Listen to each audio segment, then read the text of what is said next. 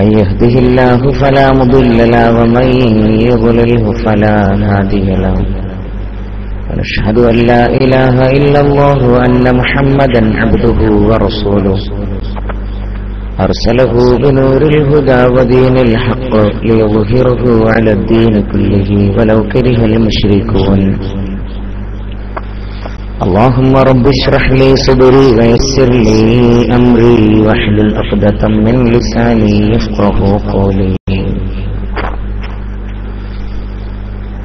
أعوذ بالله من الشيطان الرجيم بسم الله الرحمن الرحيم وأن هذا صراطي مستقيما فاتبعوه ولا تتبعوا السبل فتفرق بكم عن سبيله ذلكم وصاكم به لعلكم تتقون صدق الله مولانا العظيم وصدق وبلغ رسوله النبي الكريم ونحن على ذلك من الشاهدين الشاكرين والحمد لله رب العالمين. സർവ്വധരണീയരായ Samastha Kerala Jamiyyathul ഉലമായുടെ online class റൂമിലൂടെ എന്റെ ശബ്ദം ശ്രവിക്കുന്ന പ്രിയപ്പെട്ട പ്രേക്ഷകർ, സയ്യിദന്മാർ, സാദാത്തുക്കൾ, ഉസ്താദുമാർ, അല്ലാഹു സുബ്ഹാനഹു വ തആല ഇരു വീട്ടിലും നമുക്ക് ഖൈർ പ്രദാനം ചെയ്യുമാറാകട്ടെ. ജീവിതത്തിൽ ചെയ്തു പോയ എല്ലാ പാപങ്ങളും അല്ലാഹു സുബ്ഹാനഹു വ തആല വിട്ടുപുറത്ത് മാപ്പ് നൽകി കൃപ നൽകി അനുഗ്രഹിക്കുമാറാകട്ടെ.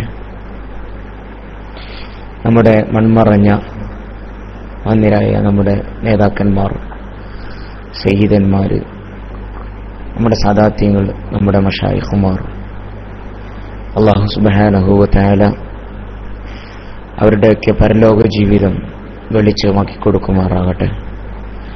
അവരുടെ പദവിയൊക്കെ അല്ലാഹു ഉയർത്തി അനുഗ്രഹിക്കുമാറാകട്ടെ. ആമീൻ ബിറഹ്മതിക യാ അർഹമർ റഹീമീൻ.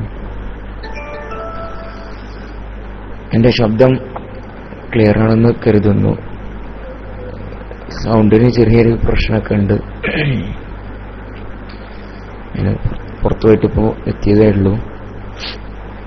ഏതായാലും അൽഹംദുലില്ലാ, മാഷാ അല്ലാഹ്, ഷംസുദ്ദീൻ ഫൈസി ഉസ്താദൊക്കെ നേതാക്കന്മാരൊക്കെ അവിടെ ഉണ്ട്. വളരെ ഏറെ നമ്മൾ ശ്രദ്ധ കൊടുക്കേണ്ട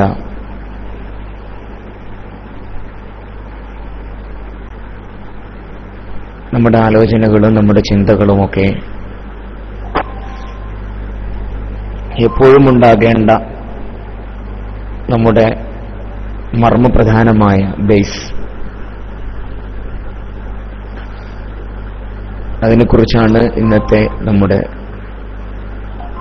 പങ്കുവെക്കലുകൾ. അല്ലാഹു സുബ്ഹാനഹു വ തആല ഖബൂൽ ചെയ്യുമാറാകട്ടെ. കേരളത്തിലെ ആധികാരിക പരമോന്നത മത പണ്ഡിത സഭയായ സമസ്ത കേരള ജംഇയ്യത്തുൽ ഉലമ എന്ന മഹിതമായ പ്രസ്ഥാനം വിശുദ്ധിയുടെ, ആദർശ വിശുദ്ധിയുടെ 90 വർഷം പിന്നിടുമ്പോൾ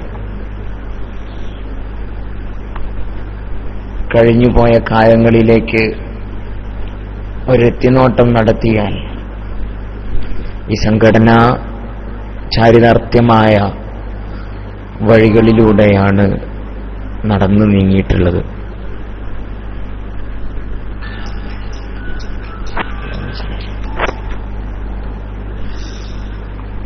മഹാനായ റസൂലുള്ളാഹി സ്വല്ലല്ലാഹു അലൈഹി വസല്ലമ തങ്ങളുടെ കാലഘട്ടത്തിൽ തന്നെ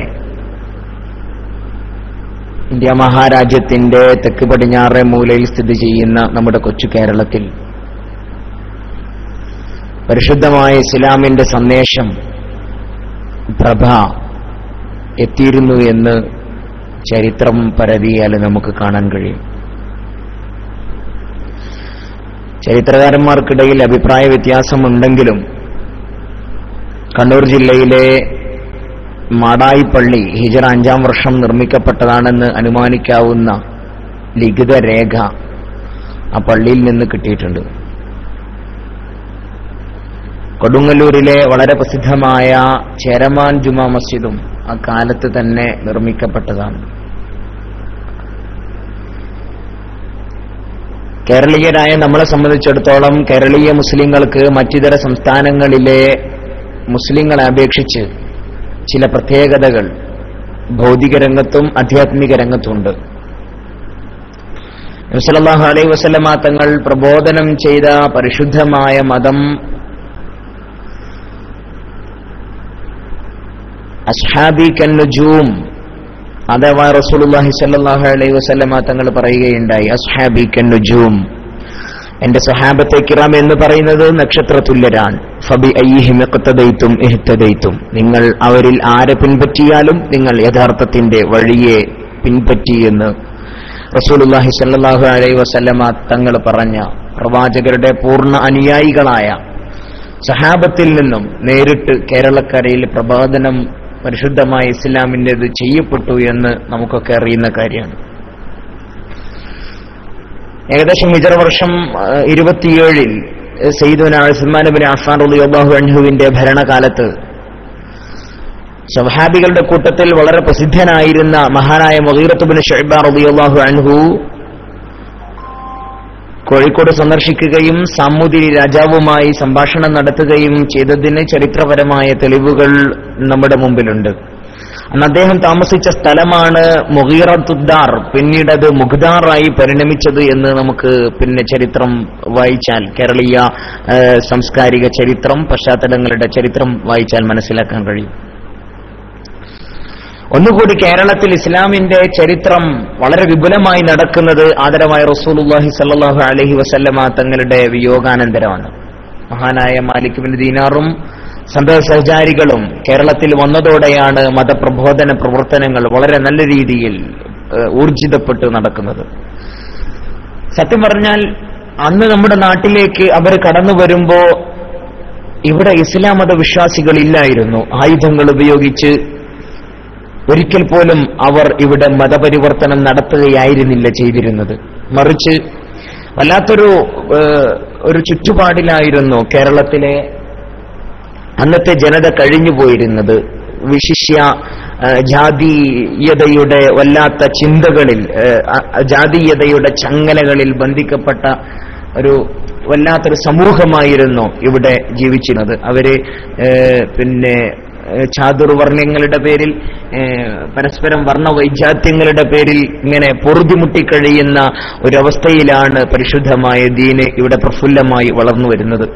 മുസ്ലിങ്ങളുടെ വിശിഷ്യ കേരളത്തിലേക്ക് പ്രബോധന ദൗത്യവുമായി വന്നയാളുകളുടെ മതഭക്തിയും അവരുടെ സത്യസന്ധതയും അവരുടെ സ്വഭാവ വിശുദ്ധിയും നിഷ്കളങ്കമായ സാഹോദര്യവും അവരുടെ വിനയപൂർണമായ പെരുമാറ്റവും ഒക്കെ പരിശുദ്ധമായ ഇസ്ലാമിന്റെ, അതുപോലെ ഇസ്ലാമിന്റെ സമത്വ ഭാവനയുമൊക്കെ അത് മനസ്സിലാക്കിയിട്ടായിരുന്നു സത്യം പറഞ്ഞാൽ അവർ പരിശുദ്ധമായ ഇസ്ലാമിന്റെ ശാദ്വല തീരത്തേക്ക് കടന്നു വന്നത് എന്ന് നമുക്ക് ചരിത്രം പരതിയാൽ മനസ്സിലാക്കാൻ കഴിയും.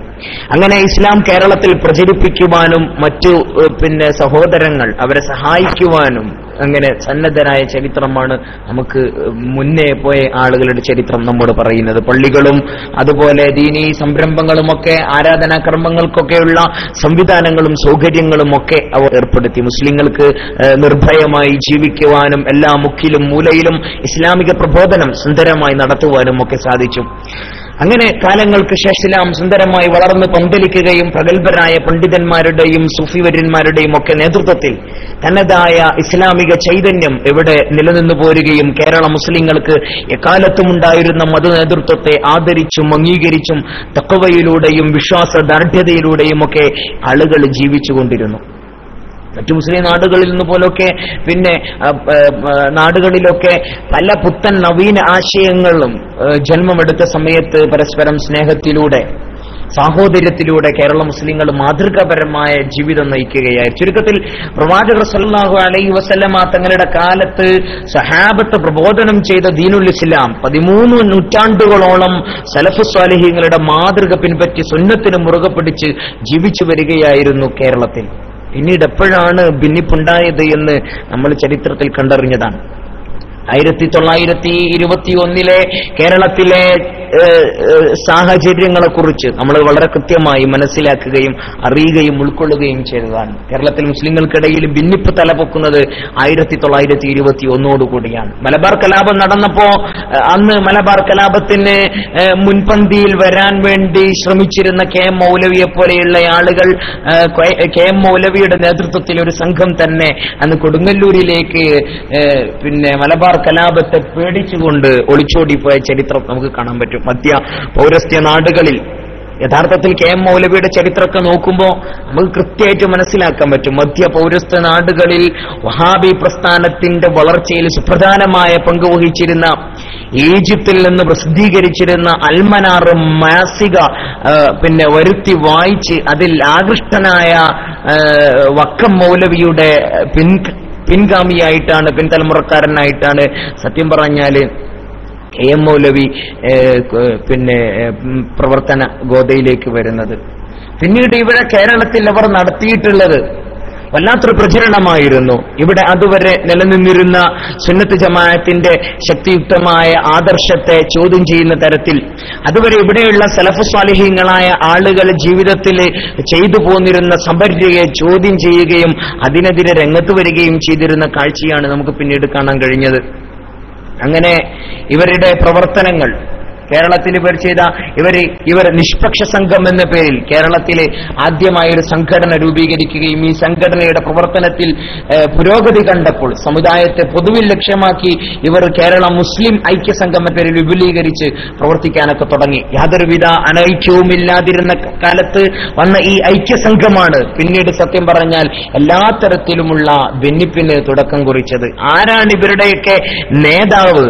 എന്ത് സംസ്കാരമാണ് ഇവർ മുന്നോട്ട് സമൂഹത്തിന് മുന്നിൽ കൊണ്ടുവന്നു വെച്ചത്? ഏത് സംസ്കാരമാണ് ഇവര് സമൂഹത്തിൽ ഇൻജക്ട് ചെയ്യാൻ ശ്രമിച്ചത് എന്നൊക്കെ പഠിക്കുമ്പോൾ നമുക്ക് കൃത്യമായി മനസ്സിലാക്കാൻ പറ്റും. ജീവിതത്തിൽ ഒരിക്കൽ പോലും ആദർശപരമായ ഒരു തരത്തിലുള്ള വിശുദ്ധിയും പാലിക്കാത്ത റഷീദ് റിളയുടെയും അതുപോലെ ജമാലുദ്ദീൻ അഫ്ഗാനിയുടെയും ഒക്കെ പിൻതലമുറക്കാരായിട്ടാണ് പിന്നീട് കേരളത്തിലെ വഹാബികൾ മാറി വരുന്നതായി നമുക്ക് കാണാൻ പറ്റും. അഫ്ഗാനിയെക്കുറിച്ച് മഹാനായ സയ്യിദുനാ യൂസുഫ് നബ്ഹാനി അടക്കമുള്ള പണ്ഡിതന്മാർ രേഖപ്പെടുത്തി വെച്ചതാണ്. യൂസുഫ് നബ്ഹാനി അഫ്ഗാനിയുമായി താമസിച്ച് അദ്ദേഹത്തിൽ നിന്ന് അനുഭവം പാഠം ഉൾക്കൊണ്ടുകൊണ്ട് യൂസുഫ് നബ്ഹാനി വിവരിക്കുന്നത് വരെ നമുക്ക് ഗ്രന്ഥങ്ങളിൽ പരതിയാൽ യൂസുഫ് നബ്ഹാനി അടക്കമുള്ള ആളുകൾ പറഞ്ഞതായിട്ട് നമുക്ക് കാണാൻ പറ്റും. മിസ്റില് ഈജിപ്തില് ജമാലുദ്ദീൻ അഫ്ഗാനിയെ കാണാനൊരു അവസരം കിട്ടി. അദ്ദേഹം ആ സമയത്ത് ജാമിഉൽ അസ്ഹർ ഇന്നത്തെ നമ്മുടെ അസ്ഹർ യൂണിവേഴ്സിറ്റിയോട് ചേർന്നായിരുന്നു അദ്ദേഹം താമസിച്ചിരുന്നത്. അങ്ങനെ അദ്ദേഹവുമായി മഗ്രിബ് മുതൽ ഇശായോടടുത്ത സമയം വരെ ചെലവഴിക്കാൻ സമയം കിട്ടിയിട്ട് മഹാനായ യൂസുഫ് നബ്ഹാനി റളിയല്ലാഹു അൻഹു പറയുകയാണ്, ഫലം യുസല്ലിൽ മഗ്രിബ, അഫ്ഗാനി മഗ്രിബ് നിസ്കരിച്ചില്ല എന്ന് മഹാനായ യൂസുഫ് നബ്ഹാനി റളിയല്ലാഹു അൻഹു പറയുന്നുണ്ട്. അദ്ദേഹത്തിന്റെ ശിഷ്യനാണ് മുഹമ്മദ് അബ്ദയെ കുറിച്ചും യൂസുഫ് നബ്ഹാനി റളിയല്ലാഹു അൻഹു പറയുകയാണ്, അദ്ദേഹം കാന കസീറുൽ മുഖാലതത്തി ലിന്നസാറ, ക്രിസ്ത്യാനികളുമായി വല്ലാതെ ഇടപഴകിയിരുന്ന ആളായിരുന്നു. അവരുടെ വീട്ടിലൊക്കെ പോയി സിയാറത്ത് ചെയ്തിരുന്ന ആളായിരുന്നു. വഖ്തിലാത്തി മഅ നിസാഇഹിം ബിദൂനി തസത്തുരിൻ, ഒരു മറയും കൂടാതെ ദീനിപരമായ ഒരു ചിട്ടയും കൂടാതെ അദ്ദേഹം പെണ്ണുങ്ങളുമായി കൂടിക്കലർന്നിരുന്ന ആളായിരുന്നു എന്ന് മഹാനായ യൂസുഫ് നബ്ഹാനി റളിയല്ലാഹു അൻഹു. മാത്രമല്ല അദ്ദേഹം എവിടെ നിന്ന് യൂറോപ്പിലേക്ക് പോയിട്ടുണ്ട്. വഖ്തിലാതുഹു ബിനിസാഇൽ അഫ്രഞ്ച്, അവിടെയുള്ള പെണ്ണുങ്ങളുമായിട്ട് കൂടിക്കലർന്നിട്ടുണ്ട്. വർത്തികാബുൽ മുൻകറാത്ത്, അദ്ദേഹം ഒരുപാട് മുൻകറാത്ത് ചെയ്തിട്ടുണ്ട്. മിൻ ശുർബിൽ ഖംരി വതർക്കി സ്വലവാത്ത്, കള്ള് കുടിച്ചിട്ടുണ്ട്, നിസ്കാരം ഒഴിവാക്കിയിട്ടുണ്ട് എന്ന് യൂസുഫ് നബ്ഹാനി റളിയല്ലാഹു അൻഹു മുഹമ്മദ് അബ്ദ അടക്കമുള്ള ആളുകളെ കുറിച്ച് പറയുക. ലാ ഹജ്ജ വലാ സ്വലാത്ത വലാ സിയാമ, ഇങ്ങനെ ദീനുമായി ബന്ധപ്പെട്ട ഒന്നുമില്ലാത്തയാളായിരുന്നു മുഹമ്മദ് അബ്ദ എന്ന് മഹാനായ യൂസുഫ് നബ്ഹാനി റളിയല്ലാഹു അൻഹു പറയുന്നു. വേറൊരു സ്ഥലത്ത് ഇങ്ങനെ കാണാം, യൂസുഫ് നബ്ഹാനി റളിയല്ലാഹു അൻഹു ശരിക്ക് വഹാബിസത്തിന്റെ പൊയ്മുഖം തുറന്നു കാണിക്കുന്നുണ്ട്. വഹാബിസത്തിന്റെ പൊയ്മുഖ ഫതസാഹബ്നാ മിനസ് സ്വബാഹി ഇലൽ മസാഇ, ഞാൻ പിന്നെ പ്രഭാതം മുതൽ പ്രദോഷം വരെ ഞാൻ മുഹമ്മദ് അബ്ദയോട് കൂടെ താമസിച്ചു, നിൽക്കാൻ എനിക്ക് അവസരം കിട്ടി. ലമുഫാരിഖുഹു നഹാറൻ കാമിലൻ, ഒരു പകൽ മുഴുവൻ ഞാൻ അദ്ദേഹവുമായി സമയം ചെലവഴിച്ചു. ഫസല്ലൈതു ളുഹ്റ വൽ അസ്റ, ഞാൻ ളുഹ്റും അസ്റും നിസ്കരിച്ചു. വലം യുസല്ലി ളുഹ്റൻ വലാ അസ്റൻ, മുഹമ്മദ് ഇബ്നു അബ്ദ ളുഹ്ർ നിസ്കരിച്ചില്ല, അസ്ർ നിസ്കരിച്ചില്ല. വലം യകുൻ ബിഹി ഇല്ലത്തുൻ വലാ ഉദ്റുൻ ലഹു, ഒരു കാരണവും ഉണ്ടായിരുന്നില്ല, ഒരു കാരണവുമില്ലാതെ അദ്ദേഹം ളുഹ്റും അസ്റും ഒഴിവാക്കി എന്ന് മഹാനായ യൂസുഫ് നബ്ഹാനി തങ്ങൾ അർ-റാഇയത്തു സുഗ്റയിൽ വളരെ വ്യക്തമായി രേഖപ്പെടുത്തി വെക്കുന്നുണ്ട്. യഥാർത്ഥത്തിൽ സത്യം പറഞ്ഞാൽ ഇവരാണ് പിന്നെ ഈ വഹാബിസത്തിന്റെ നേതാക്കന്മാരായി പുതിയ ആദർശവുമായി സമൂഹത്തിന്റെ ഇടയിലേക്ക് രംഗത്ത് വരുന്നത്. മഹാനായ റസൂലുള്ളാഹി സ്വല്ലല്ലാഹു അലൈഹി വസല്ലമ തങ്ങൾ കാലങ്ങൾക്ക് മുമ്പേ തന്നെ ഇവരെക്കുറിച്ച് വളരെ കൃത്യമായ രീതിയിൽ സമൂഹത്തോട് ബോധവൽക്കരണം നടത്തിയിട്ടുണ്ട്. റസൂലുള്ളാഹി സ്വല്ലല്ലാഹു അലൈഹി വസല്ലമ തങ്ങൾ പറഞ്ഞിട്ടുണ്ട്, നജ്ദിലെ ഉയൈന എന്ന പ്രദേശത്ത് നജ്ദിലേക്ക് ചൂണ്ടിക്കൊണ്ട് റസൂലുള്ളാഹി സ്വല്ലല്ലാഹു അലൈഹി വസല്ലമ തങ്ങൾ പറഞ്ഞിട്ടുണ്ട്. നജ്ദിനെ സംബന്ധിച്ച് മുത്തുനബി സ്വല്ലല്ലാഹു അലൈഹി വസല്ലമ തങ്ങൾ മുന്നറിയിപ്പ് നൽകിയിട്ടുണ്ട്. നജ്ദിന്റെ ഭാഗത്തേക്ക് സൂചിപ്പിച്ചുകൊണ്ട് നബി സ്വല്ലല്ലാഹു അലൈഹി വസല്ലമ തങ്ങൾ പറഞ്ഞു, ഫിത്ന തുടങ്ങുന്നത് അവിടെ നിന്നാണ് ഫിത്ന ആരംഭിക്കുന്നത്. സമൂഹത്തിൽ ഏറ്റവും വലിയ വിപത്ത് കാത്തിരിക്കുന്നത് അവിടെ നിന്നാണ്. പിശാചിന്റെ കൊമ്പ് ഇവിടെയാണ് ഉദയം കൊള്ളുന്നത് എന്ന് റസൂലുള്ളാഹി സ്വല്ലല്ലാഹു അലൈഹി വസല്ലമ തങ്ങൾ പറഞ്ഞതായി ബുഖാരി അടക്കമുള്ള ഹദീസിന്റെ ഗ്രന്ഥങ്ങളിൽ രേഖപ്പെടുത്തി വെച്ചതായി കാണാം. ഷാം, യമൻ പോലെയുള്ള മുസ്ലിം രാജ്യങ്ങളിലെ ഐശ്വര്യ സമൃദ്ധിക്ക് വേണ്ടി പ്രവാചകൻ പ്രവർത്തിച്ചപ്പോ സഹാബത്തെ കിറാം റസൂലിനോട് പറഞ്ഞു അത്രേ, നജ്ദിന് വേണ്ടി കൂടി നിങ്ങൾ ഹബീബെ ദുആ ചെയ്യണമെന്ന് പറഞ്ഞപ്പോ റസൂലുള്ളാഹി സ്വല്ലല്ലാഹു അലൈഹി വസല്ലമ തങ്ങൾ അതിന് പരിഗണിക്കാതെ അപ്പോഴാണ് മുത്തുനബി പറഞ്ഞത്, അവിടെ നിന്നാണ് പിശാചിന്റെ കൊമ്പ് ഉദയം കൊള്ളുന്നത് എന്ന്. പിശാചിന്റെ വിളയാട്ട ഭൂമിയായി പരിചയപ്പെടുത്തുന്ന നജ്ദ് ഇസ്ലാമിക ചരിത്രത്തിൽ തുല്യതയില്ലാത്ത ചതിയുടെയും വലിയ വഞ്ചനയുടെയും കഥകളാണ് നമ്മളോട് പറഞ്ഞു തരുന്നത്. പ്രവാചകനെ വധിക്കുന്നതിനെ കുറിച്ച് ആലോചിക്കാൻ, അഥവാ റസൂലുള്ളാഹി സ്വല്ലല്ലാഹു അലൈഹി വസല്ലമ തങ്ങളെ കുറിച്ച് വധിക്കുന്നതിനെ കുറിച്ച് ആലോചിക്കാൻ ശത്രുക്കൾ ദാറുൻ നദവയിൽ ഒത്തുകൂടിയപ്പോൾ ഇബ്ലീസ് അവർക്കിടയിൽ പ്രത്യക്ഷപ്പെട്ടതുവരെ ഒരു ഷെയ്ഖ് നജ്ദിയായിട്ടാണ് എന്ന് മഹാന്മാർ രേഖപ്പെടുത്തിയതായിട്ടൊക്കെ കാണാം. മാത്രമല്ല റസൂലുള്ളാഹി സ്വല്ലല്ലാഹു അലൈഹി വസല്ലമ തങ്ങളോട് ധിക്കാരം കാണിച്ച ദുൽഖുവൈസിറത്തു തമീമിയുടെ സന്താന പരമ്പരയിലാണ് അവസാന കാലത്ത് ഒരു പിഴച്ച ഒരു വിഭാഗം വരുമെന്ന് റസൂലുള്ളാഹി സ്വല്ലല്ലാഹു അലൈഹി വസല്ലമ തങ്ങൾ പറഞ്ഞതായി ഹദീസിന്റെ ഗ്രന്ഥങ്ങളിലൊക്കെ കാണാൻ പറ്റും. ഈ ദുൽഖുവൈസിറത്തു തമീമിയുടെ 16ാമത്തെ പൗത്രനായിട്ടാണ് മുഹമ്മദ് ബിൻ അബ്ദുൽ വഹാബ് അഥവാ റഷീദുർ റിളക്കും ജമാലുദ്ദീൻ അഫ്ഗാനിക്കും മുഹമ്മദ് ബിൻ അബ്ദുക്കും ഒക്കെ ഇങ്ങനെയുള്ള ആദർശ വ്യതിയാനം അവരുടെ ബോധമണ്ഡലങ്ങളിൽ ഇത്തരത്തിലുള്ള ചിന്താധാരകൾ ഇട്ടുകൊടുക്കാൻ കാരണക്കാരനായ മുഹമ്മദ് ബിൻ അബ്ദുൽ വഹാബിന്റെ ജനനം ആ പാരമ്പര്യത്തിൽ തന്നെയാണ്. ഇവരെ സത്യം പറഞ്ഞാൽ ഇക്കാര്യം ആധുനിക വഹാബികൾ വരെ, കേരളത്തിൽ ആധുനിക വഹാബികൾ തന്നെ തുറന്നു സമ്മതിക്കുന്നതായി അവരുടെ ഗ്രന്ഥങ്ങളിലൊക്കെ കാണാം. ഗൾഫ് സലഫിസവും മുജാഹിദ് പ്രസ്ഥാനവും എന്ന പുസ്തകത്തിൽ പേജ് നമ്പർ 25 നോക്കിയാൽ വളരെ കൃത്യമായി ഇവർ എഴുതിയത് കാണാൻ പറ്റും. ജമാലുദ്ദീൻ അഫ്ഗാനി, മുഹമ്മദ് ബിൻ അബ്ദുൽ വഹാബിനെ പോലെയുള്ള ഒരു മുജദ്ദിദായുള്ള ഈ ചിത്രീകരണം ശ്രദ്ധേയമാണ്. എന്നാൽ ജമാലുദ്ദീൻ അഫ്ഗാനിയെ വാഴ്ത്തുന്ന ഒരു സലഫിയെ ഗൾഫ് രാഷ്ട്രങ്ങളിൽ കണ്ടെത്താൻ പ്രയാസമാണ്. അവിടുത്തെ സലഫികളും ഇഖ്വാനികളുമെല്ലാം അദ്ദേഹത്തെ പാശ്ചാത്യരുടെ ഏജന്റായാണ് ചിത്രീകരിക്കുന്നത്. പാശ്ചാത്യൻ സംസ്കാരത്തെ മുസ്ലിം ലോകത്തേക്ക് ഇറക്കുമതി ചെയ്തത് അദ്ദേഹമാണെന്ന് അവർ പറയുന്നു. എന്ന് വെച്ചാൽ മുജാഹിദിലുണ്ടായ വലിയ പിളർപ്പിന് ശേഷം ഇറക്കപ്പെട്ട ചില പുസ്തകങ്ങളിൽ വരെ ഇവരുടെ നേതാക്കളെ കുറിച്ചുള്ള ഇവരുടെ എതിർപ്പുകളും ഇവരുടെ അനുകൂലിക്കുന്ന വർത്തമാനങ്ങളുമൊക്കെ നമുക്ക് കൃത്യമായി കാണാൻ പറ്റും. ഇസ്ലാമിക ആചാരങ്ങളെയും ഇസ്ലാമിക വിശ്വാസങ്ങളെയും ഒക്കെ വികലമായി ചിത്രീകരിക്കുക വഴി പരിശുദ്ധമായ ദീനിന്റെ സുന്ദരമായ മുഖം അത് ഇവർ പൊളിച്ചെഴുതുന്ന കാഴ്ചയാണ് പിന്നീട് നമുക്ക് കാണാൻ കഴിഞ്ഞത്. കേരളത്തിലെ ഇവർ നടത്തിയ പ്രവർത്തനങ്ങൾ, കേരളത്തിലെ ഐക്യസംഘം എന്ന പേരിൽ ഇവർ പ്രവർത്തനം തുടങ്ങിയപ്പോ പ്രവർത്തനം ആരംഭിച്ച് കേരള ജംഇയ്യത്തുൽ ഉലമ എന്ന പേരിൽ പ്രവർത്തിക്കുകയും പിന്നീട് 1950 കേരള നദവത്തുൽ മുജാഹിദീൻ എന്ന ബഹുജന സംഘടന രൂപീകരിച്ചുകൊണ്ട് സലഫികൾ, മുജാഹിദുകൾ, മുസ്ലിഹുകൾ തുടങ്ങി വിവിധ പേരുകൾ സ്വയം സ്വീകരിച്ച് വിദ്അത്ത് പ്രചരിപ്പിച്ചുകൊണ്ടിരിക്കുകയും ചെയ്യുന്ന ഇവർ സമൂഹത്തിന് വരുത്തിവെച്ച നഷ്ടം അത് വളരെ വലുതാണ്. അതുവരെ ഉണ്ടായിരുന്ന മഹാന്മാരായ പണ്ഡിതന്മാരും സലഫ് സ്വാലിഹീങ്ങളും ഒക്കെ അവർ പറഞ്ഞതിനപ്പുറം പ്രമാണങ്ങളെയും പ്രാമാണികരെയും ഒക്കെ തള്ളിപ്പറയാനാണ് ഇവർ ശ്രമിച്ചത് എന്ന് ചരിത്രം പരിശോധിച്ചാൽ കാണാൻ കഴിയും. ഈ ഒരു പശ്ചാത്തലത്തിലാണ് ഇസ്ലാം പരിശുദ്ധമായ അഹ്ലുസുന്നത്തി വൽ ജമാഅത്തിന്റെ ഏറ്റവും മനോഹരമായ രൂപം സമസ്ത കേരള ജംഇയ്യത്തുൽ ഉലമ എന്ന മഹിതമായ പ്രസ്ഥാനത്തിന്റെ തുടക്കം തന്നെ ഉണ്ടാകുന്നത്. സഹാബത്തിന്റെ കാലം മുതൽ പരിശുദ്ധ ദീനിൽ നടന്നു വന്നിട്ടുള്ള കാര്യങ്ങൾ വിശുദ്ധ ഖുർആനിന്റെയും തിരുസുന്നത്തിന്റെയും ഒക്കെ അടിസ്ഥാനത്തിൽ, അതിന്റെയൊക്കെ അടിസ്ഥാനത്തിലുള്ള അതിന്റെയൊക്കെ തെളിവുകളുടെ അടിസ്ഥാനത്തിൽ അംഗീകാരമുള്ളതായ കാര്യങ്ങളെ, നടപടിക്രമങ്ങളെയൊക്കെ എതിർത്തുകൊണ്ട് രംഗത്ത് വന്ന ഈ ഐക്യസംഘം, ഞാൻ നേരത്തെ പറഞ്ഞതുപോലെ 1924 പിന്നീട് അത് രൂപീകരിക്കുന്നത് കേരള ജംഇയ്യത്തുൽ ഉലമ എന്ന പേരിലായിരുന്നു. ജനങ്ങളെ ബിദ്അത്തിന്റെ ആശയങ്ങളിലേക്ക് നയിക്കുന്ന വളരെ ജുഗുൽസാഹമായ ഒരു വല്ലാത്തൊരവസ്ഥയിലായിരുന്നു സമൂഹത്തെ അവർ നയിച്ചുകൊണ്ടിരുന്നത്.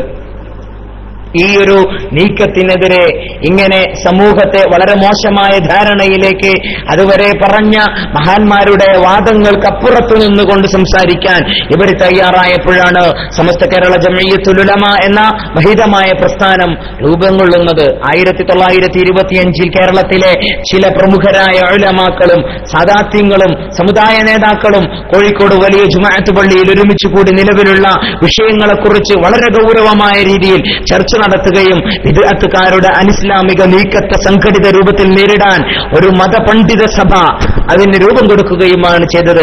മഹാനായ മുഹമ്മദ് മീറാൻ മുസ്ലിയാർ അതിന്റെ പ്രസിഡന്റും പാറോൽ ഹുസൈൻ മുസ്ലിയാർ അതിന്റെ സെക്രട്ടറിയുമായിരുന്നു ആദ്യത്തെ മീറ്റിംഗ് നടക്കുന്ന സമയത്ത്.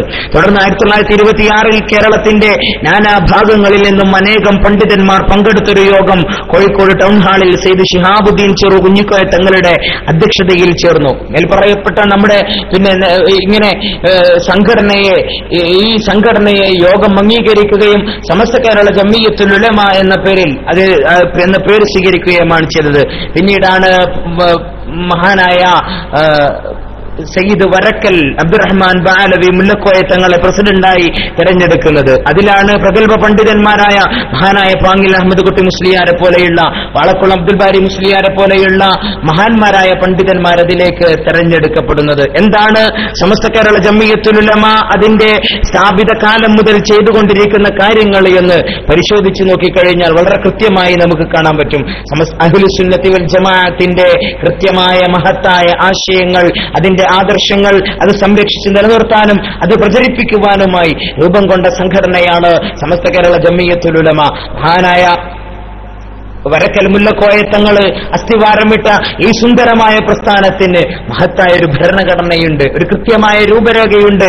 അതനുസരിച്ച് സമസ്ത കേരള ജംഇയ്യത്തുൽ ഉലമ ഇന്നും പ്രവർത്തിച്ചു കൊണ്ടിരിക്കുകയാണ്. കഴിഞ്ഞ 90 വർഷക്കാലത്തെ സമസ്തയുടെ ചരിത്രത്തിൽ കേരളത്തിലെ മതരംഗം അഥവാ വിശിഷ്യ നമ്മുടെ ആദർശ രംഗത്തും മതവിദ്യാഭ്യാസ മതഭൗതിക സമന്വയ വിദ്യാഭ്യാസ രംഗത്തുമൊക്കെ ശോഭനമായ ഒരു പ്രവർത്തനം നടത്താൻ സമസ്ത കേരള ജംഇയ്യത്തുൽ ഉലമാക്ക് സാധിച്ചിട്ടുണ്ട്. അഹ്ലുസുന്നത്തി വൽ ജമാഅത്ത് എന്ന യഥാർത്ഥ ഇസ്ലാമിനെ വള്ളിപ്പുള്ളി വ്യത്യാസമില്ലാതെ ആചരിച്ചും പ്രചരിപ്പിച്ചും നിലനിർത്തുക, പ്രസ്തുതമായ ആശയത്തിന്റെ എതിരാളികളെ ആശയപരമായി പ്രതിരോധിക്കുക, വിദ്യാഭ്യാസ പുരോഗതിക്ക് പരിശ്രമിക്കുക, സമൂഹത്തിന്റെ അവകാശാധികാരങ്ങൾ സംരക്ഷിക്കുക തുടങ്ങിയവയാണ് സമസ്തയുടെ ലക്ഷ്യങ്ങളിൽ പ്രധാനപ്പെട്ടതെന്ന് സമസ്തയുടെ ഭരണഘടന നോക്കിയാൽ തന്നെ നമുക്ക് മനസ്സിലാക്കാൻ പറ്റും.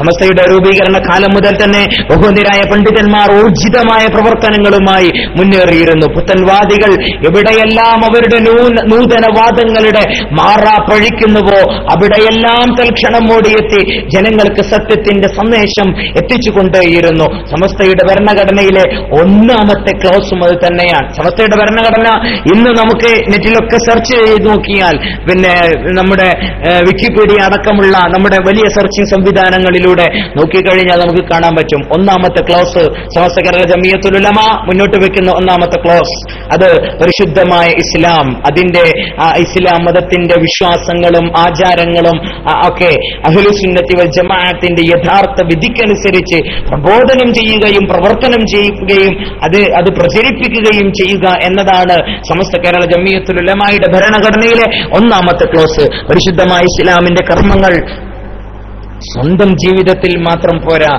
മറ്റുള്ളവരിൽ കൂടെ അത് പ്രബോധനം ചെയ്യണമെന്നുള്ളത് സമസ്തക്കാരന്റെ ബാധ്യതയാണ് എന്നാണ് സത്യം പറഞ്ഞാൽ ഇങ്ങനെയൊരു ഒന്നാമത്തെ ക്ലോസ് നമ്മളോട് പറയുന്നത്. ഈ രംഗത്ത് സമസ്ത കേരള ജമിയത്തുൽ ഉലമ സജീവമായ പ്രവർത്തനങ്ങൾ നടത്തി വരുന്നു. സമസ്തയുടെ ഓരോ വാർഷിക സമ്മേളനങ്ങളും 85ാം വാർഷികവും ഇനി നമ്മൾ 90ാം വാർഷികത്തിലേക്ക് കടക്കുകയാണ്. അങ്ങ് കഴിഞ്ഞു വരുമ്പോൾ സമൂഹത്തിൽ വലിയ വലിയ മാറ്റങ്ങളുടെ വലിയ മാറ്റൊലിയാണ് സമസ്ത കേരള ജമിയത്തുൽ ഉലമ ഉണ്ടാക്കിയിട്ടുള്ളത്. ജനങ്ങൾക്കിടയിൽ പരിശുദ്ധ തൗഹീദിനെ പ്രചരിപ്പിക്കുവാനും വിദഈ ആശയങ്ങളെ തൊട്ട് തടയിടാനും സദാചാരങ്ങളെ മനസ്സിലാക്കി കൊടുക്കുവാനും ജനങ്ങൾക്ക് ധർമ്മത്തിന്റെ പാതയെ വെട്ടിത്തെളിച്ചു കൊടുക്കുവാനും ഒക്കെ സമസ്ത കേരള ജമിയത്തുൽ ഉലമ വഴി സാധിച്ചു എന്ന് നമ്മളൊക്കെ മനസ്സിലാക്കണം. മഹാന്മാരായ അമ്പിയാക്കന്മാരെയും മഹാന്മാരായ ഔലിയാക്കന്മാരെയും ഒക്കെ പിന്തുടർന്നു വരുന്ന ആദരവായ റസൂലുള്ളാഹി സ്വല്ലല്ലാഹു അലൈഹി വസല്ലമ തങ്ങളിലേക്ക് എത്തിച്ചേരുന്ന ആ വലിയൊരു കണ്ണിയുടെ ഭാഗമാണ് നമ്മളൊക്കെ എന്ന് മനസ്സിലാക്കണം.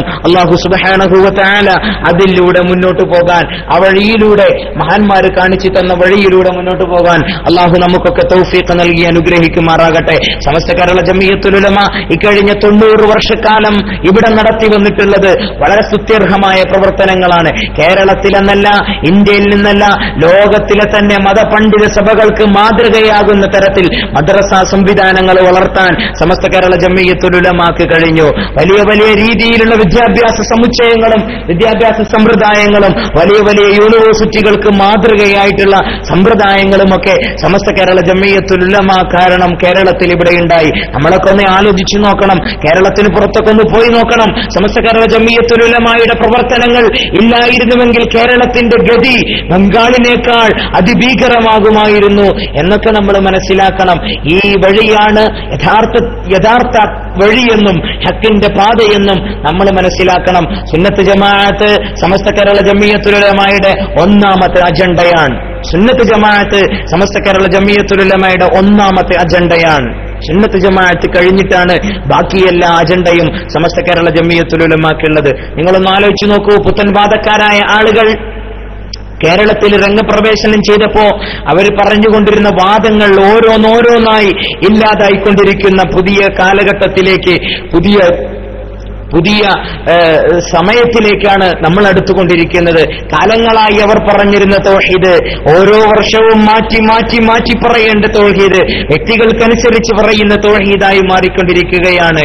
ഏറ്റവും അവരുടെ ജീവിതത്തിൽ ചെയ്ത ഏറ്റവും വലിയ ബ്ലണ്ടർ എന്ന് പറയുന്നത് മഹാന്മാരെ അംഗീകരിച്ചില്ല എന്നതാണ്. മഹാന്മാരായ പണ്ഡിതന്മാരും സലഫുസ് സാലിഹീങ്ങളും മഹാന്മാരായ ഉലമാക്കളും മഹാന്മാരായ ഉമറാക്കളും ഒക്കെ ജീവിതത്തിൽ എന്താണ് കാണിച്ചു തന്നത്, അവരുടെ കിതാബുകൾ വഴി അവർ നമ്മെ പഠിപ്പിച്ചത് എന്താണ് എന്ന് മനസ്സിലാക്കാത്ത പ്രശ്നമായിരുന്നു. സത്യം പറഞ്ഞാൽ മുജാഹിദ് പ്രസ്ഥാനത്തിന്, വഹാബി പ്രസ്ഥാനത്തിന് ഒക്കെ ഉണ്ടായ അധപതനത്തിന്റെ വളരെ പ്രധാനപ്പെട്ട കാരണം അതുകൊണ്ടാണല്ലോ അവരിലെ പ്രധാനപ്പെട്ട ഒരു നേതാവ്, അവരുടെ KNMന്റെ മുൻ വിദ്യാഭ്യാസ വകുപ്പ് കൈകാര്യം ചെയ്തിരുന്ന കരുവള്ളി മുഹമ്മദ് മൗലവി, അദ്ദേഹത്തെ കൊണ്ട് പറയിപ്പിക്കാൻ സമസ്ത കേരള ജമിയത്തുൽ ഉലമയുടെ പണ്ഡിതന്മാര് തഹ്ഖീഖുള്ള പണ്ഡിതന്മാരാണ്. സമസ്ത കേരള ജമിയത്തുൽ ഉലമയിലെ പണ്ഡിതന്മാര് വളരെ വളരെയുള്ള പണ്ഡിതന്മാരാണ് എന്നുവരെ അവർ പ്രഭാഷണം നടത്തുന്നിടത്തേക്ക് എത്തിയെങ്കിൽ തീർത്തും സമസ്ത കേരള ജമിയത്തുൽ ഉലമ എന്ന ആധികാരികമായ പണ്ഡിത സഭയെ എല്ലാവരും മനസ്സിലാക്കുകയും എല്ലാവരും അറിയുകയും എല്ലാവരും ഉൾക്കൊള്ളുകയും ചെയ്തിട്ടുണ്ട് എന്ന് നമ്മൾ മനസ്സിലാക്കണം.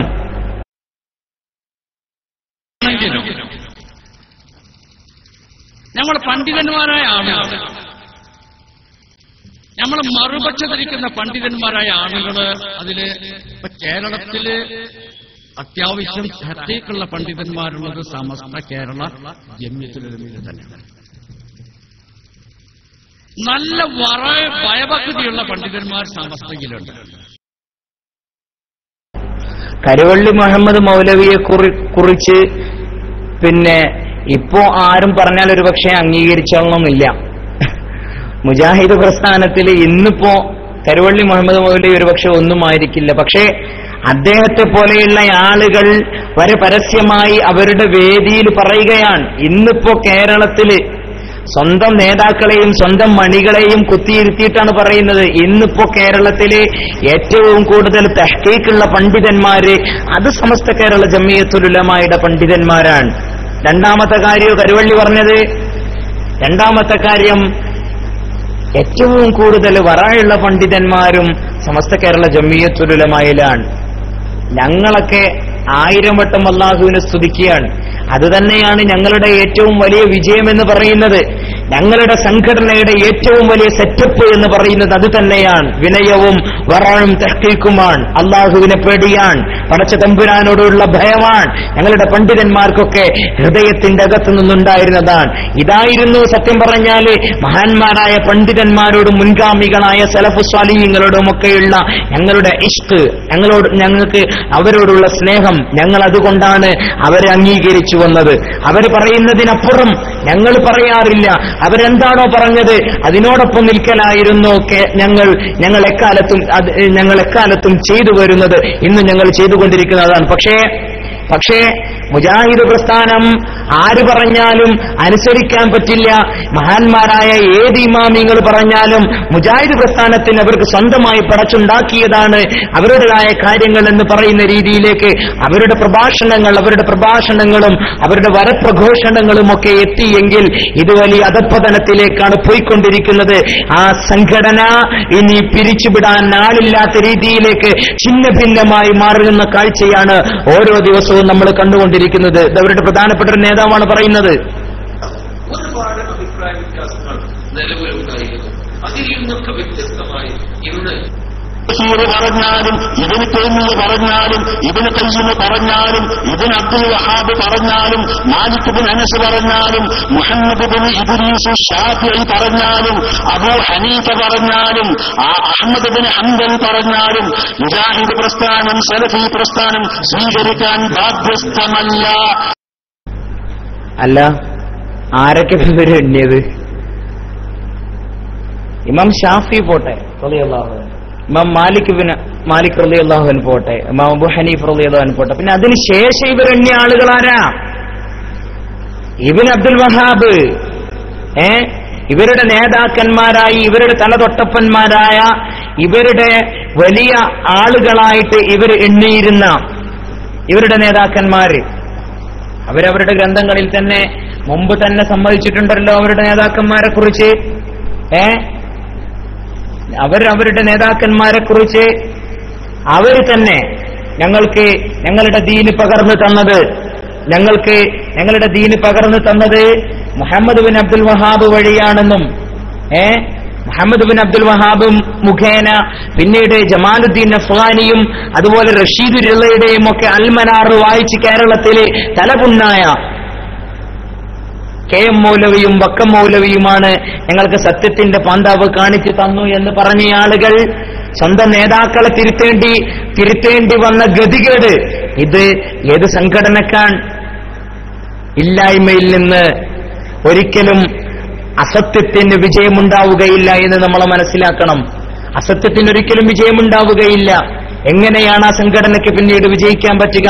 സ്വന്തം നേതാക്കന്മാരെ തള്ളിപ്പറയേണ്ട അവസ്ഥ വരുമ്പോ എങ്ങനെയാണ് ആ സംഘടനയ്ക്ക് വിജയിക്കാൻ കഴിയുക എന്ന് നമ്മൾ മനസ്സിലാക്കണം. ഇപ്പോൾ ശക്തമായ ഭിന്നിപ്പാണ്, എടുക്കാനില്ല ടീമിന്റെ കാര്യം.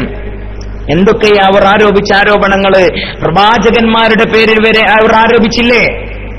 പ്രവാചകന്മാരുടെ പേരിൽ വരെ അവർ ശക്തമായ ആരോപണങ്ങൾ നടത്തിയിട്ടുണ്ട്. സൽസബീലിന്റെ 1971 ഓഗസ്റ്റ് മാസത്തിലെ പിന്നെ 3-ാമത്തെ ലക്കം പേജ് 33 നോക്കിയാൽ മഹാന്മാരായ പ്രവാചകന്മാരെ കുറിച്ച് അവർ നടത്തിയ കുറ്റാരോപണം അങ്ങനെ നമുക്ക് വായിക്കാൻ പറ്റും. എന്തുകൊണ്ടെന്നാൽ പൂർണ്ണമായി കീഴ്പ്പെട്ട ഒരു മനുഷ്യനെ ലോകത്ത് കാണുകയില്ല. പ്രവാചക ശ്രേഷ്ഠനായ മുഹമ്മദ് നബി പോലും പ്രവാചകന്മാർ എന്ന് പറഞ്ഞൊരു ഹൈഫൺ ഇട്ടിട്ട് പ്രവാചക ശ്രേഷ്ഠനായ മുഹമ്മദ് നബി പോലും അള്ളാഹുവിന് കീഴ്പ്പെടുന്ന വിഷയത്തിൽ വളരെ വീഴ്ച വരുത്തിയവനാണെന്ന് കുറ്റബോധപൂർവം സ്വയം സമ്മതിക്കുകയും അള്ളാഹുവിനോട് മാപ്പിരക്കുകയും ചെയ്യുന്നവരായിരുന്നു. അത് അവരുടെ പ്രധാന ഇബാദത്തുമായിരുന്നു. മുഹമ്മദ് നബി സല്ലല്ലാഹു അലൈഹി വസല്ലമ തങ്ങള് ദിവസേന 70 പ്രാവശ്യം, ഒരു റിവായത്ത് പ്രകാരം 100 പ്രാവശ്യം അള്ളാഹുവിനെ കൊള്ള തൗബ ചെയ്ത് മടങ്ങുകയും മാപ്പിരക്കുകയും ചെയ്യുക പതിവായിരുന്നു എന്ന് സ്വഹീഹായ ഹദീസിൽ വന്നിരിക്കുന്നു എന്ന് മഹാനായ റസൂലുള്ളാഹി സ്വല്ലല്ലാഹു അലൈഹി വസല്ലമ തങ്ങളുടെ പേരിൽ ഇല്ലാത്ത കഥകൾ 1971 സൽസബീലിൽ ഇവരെഴുതിയതായിട്ട് കാണാം. സഹാബാക്കളോടുള്ള ഇവരുടെ സമീപനം എങ്ങനെയായിരുന്നു? അഹ്ലുസുന്നത്തി വൽ ജമാഅത്തിന്റെ വാദമുണ്ടല്ലോ, മഹാന്മാരായ പ്രവാചകന്മാര് മഅ്സൂമീങ്ങളാണെന്ന വാദം. ഇത് ഈ പരിശുദ്ധമായ ഇസ്ലാമിന്റെ യഥാർത്ഥ വിശ്വാസത്തിനെതിരെയായിരുന്നു. സത്യം പറഞ്ഞാല് ഈ വിഭാഗം മുറഞ്ഞു തുള്ളിയത്. സഹാബാക്കളോടുള്ള സമീപനം എങ്ങനെയായിരുന്നു നോക്കൂ. മുജാഹിദ് പ്രസ്ഥാനത്തിലെ ഭിന്നിപ്പ്, കാരണങ്ങളും വസ്തുതകളും, പുസ്തകം പേജ് നമ്പർ 12. സഹാബാക്കളെ കുറിച്ചാണ് പറയുന്നത്. എങ്കിലും സഹാബികളുടെ വാക്കും പ്രവൃത്തിയും മതത്തിൽ പ്രമാണമല്ലെന്ന് മുജാഹിദ് പ്രസ്ഥാനം ഇക്കാലം വരെ ആവർത്തിച്ച് പ്രഖ്യാപിച്ചിട്ടുള്ള കാര്യമാണ്. ഇവർക്കാരെയാണ് പറ്റുക? ഒരു സഹാബിയെയും പറ്റില്ല. ആദരവായ റസൂലുള്ളാഹി സ്വല്ലല്ലാഹു അലൈഹി വസല്ലമ തങ്ങൾ പറഞ്ഞ ഖൈറുൽ ഖുറൂനി ഖർനി സുമ്മല്ലദീന യലൂനഹും സുമ്മല്ലദീന യലൂനഹും, അല്ലേ? വല്ലാത്തൊരു ഹദീസാണ്. ഖൈറുൽ ഖുറൂനി ഖർനി, ഏറ്റവും മികച്ച കാലക്കാർ എന്ന് പറയുന്നത് ഖർനി, അതെന്റെ കാലഘട്ടക്കാരാണ്. സുമ്മല്ലദീന യലൂനഹും, പിന്നെ അവർക്ക് ശേഷം വന്ന ആളുകൾ, ആദ്യം എന്റെ സഹാബികളാണ്. അസ്ഹാബി കന്നുജൂം, എന്റെ സഹാബത്തെ കിറാം കന്നുജൂം, അവർ നക്ഷത്ര തുല്യരാണ്. ഫബിഅയ്യിഹിം ഇഖ്തദൈതും, നിങ്ങൾ അവരിൽ ആരെ പിൻപറ്റിയാലും നിങ്ങൾ ഈ ഹക്കിന്റെ മാർഗത്തിൽ തുടർന്നു എന്ന് ആദരവായ റസൂലുള്ളാഹി സ്വല്ലല്ലാഹു അലൈഹി വസല്ലമ തങ്ങൾ, അല്ലേ? ഇതേ ഗ്രന്ഥത്തിൽ ഇവർ പറയുന്ന വേറൊരു വാദം കാണാം. മതപരമായ കാര്യങ്ങൾ സ്വീകരിച്ചാചരിക്കുന്നതിലും ഇസ്ലാഹി പ്രസ്ഥാനം ഒട്ടേറെ സഹാബികളുടെ ധാരണകളെയും അഭിപ്രായങ്ങളെയും വലിച്ചെറിഞ്ഞിട്ടുണ്ട്. ഒന്നും കൂടെ വായിക്കാം. മതപരമായ കാര്യങ്ങൾ സ്വീകരിച്ചാചരിക്കുന്നതിലും ഇസ്ലാഹി പ്രസ്ഥാനം ഒട്ടേറെ സ്വഹാബികളുടെ ധാരണകളെയും അഭിപ്രായങ്ങളെയും വലിച്ചെറിഞ്ഞിട്ടുണ്ട്. എങ്ങനെ? റസൂലുള്ളാഹി സ്വല്ലല്ലാഹു അലൈഹി വസല്ലമ തങ്ങളിൽ നിന്ന് നേരിട്ട് കാണാത്തൊരു ദീൻ വഹാബിക്ക്, ഇസ്ലാഹി പ്രസ്ഥാനക്കാരന് റസൂലുള്ളാഹി സ്വല്ലല്ലാഹു അലൈഹി വസല്ലമ തങ്ങള് കാണിക്കാത്തൊരു മാർഗം, മഹാന്മാരായ പണ്ഡിതന്മാര് കാണിക്കാത്തൊരു മാർഗം എങ്ങനെയാണ് ഇവിടെയുള്ള ഇസ്ലാഹി പ്രസ്ഥാനക്കാരന് കാണുക? ആദരവായ റസൂലുള്ളാഹി സ്വല്ലല്ലാഹു അലൈഹി വസല്ലമ തങ്ങൾ അനുധാവനം ചെയ്ത് ജീവിച്ച ആളുകളാണ്. മുത്തുനബിയുടെ ജീവിതം കണ്ടുപിടിച്ച ആളുകളാണ്. അവിടുത്തെ ഓരോ സമയവും, ഓരോ സെക്കൻഡുകളും, ഓരോ നിമിഷാർദ്ധങ്ങളും ജീവിതത്തിന്റെ സബര്യകളാക്കി, അത് ജീവിതത്തിന്റെ ഭാഗമാക്കി, അതിനെയെല്ലാം മൊഴിമുത്തുകളാക്കി രേഖപ്പെടുത്തിയ ആളുകളാ സഹാബത്തെ കിറാം. ഈ സഹാബികളെ വരെ അംഗീകരിക്കാൻ ഇവർ തയ്യാറായില്ല എന്നതാണ് ഇവർക്ക് പറ്റിയ ഏറ്റവും വലിയ നഷ്ടം എന്ന് പറയുന്നത്. പിന്നീട് കേരളത്തിൽ ഇവർ നടത്തിയ വലിയ വാദങ്ങൾ, വലിയ കോലാഹലങ്ങൾ ഇവിടെയുള്ള പാവപ്പെട്ട സുന്നികളെ കുറിച്ച്. കാലങ്ങളായി സഹാബത്തെ കിറാമിൽ നിന്ന് പകർന്നു കിട്ടിയ പരിശുദ്ധമായ ദീനുൽ ഇസ്ലാം ആചരിച്ചും അത് ജീവിതത്തിൽ കൊണ്ടു നടന്നും ജീവിച്ചിരുന്ന ഇവിടത്തെ സാധുക്കളായ പച്ചസാധുക്കളായ ആളുകൾ ഈ ആളുകളുടെയൊക്കെ ഈമാൻ കളങ്കപ്പെടുത്തുന്ന തരത്തിൽ, അവരെയൊക്കെ കുഫ്റാരോപിക്കുന്ന തരത്തിൽ, അവരെയൊക്കെ മുശ്രിക്കാക്കുന്ന തരത്തിൽ ഈ വിഭാഗം പിന്നീട് രംഗത്ത് വന്നു. വല്ലാത്തൊരു ആരോപണമല്ലേ? ഒരാളെക്കുറിച്ച് ശിർക്ക് അലി റളിയല്ലാഹു അൻഹുവിനെ കുറിച്ച് ശിർക്ക് ആരോപിച്ചിരുന്നു. അലി റളിയല്ലാഹു അൻഹുവിനെ കുറിച്ച് വരെ ശിർക്ക് ആരോപിച്ചിരുന്നു. മഹാന്മാരായ സഹാബത്തെ കിറാമിനെ കുറിച്ച് വരെ ശിർക്ക് ആരോപിച്ചിരുന്നവർ അക്കാലത്ത് ഉണ്ടായിരുന്നു എന്ന് മനസ്സിലാക്കുമ്പോൾ യഥാർത്ഥത്തിൽ ഈ ഇസ്ലാഹി പ്രസ്ഥാനക്കാരനുമൊക്കെ ഈ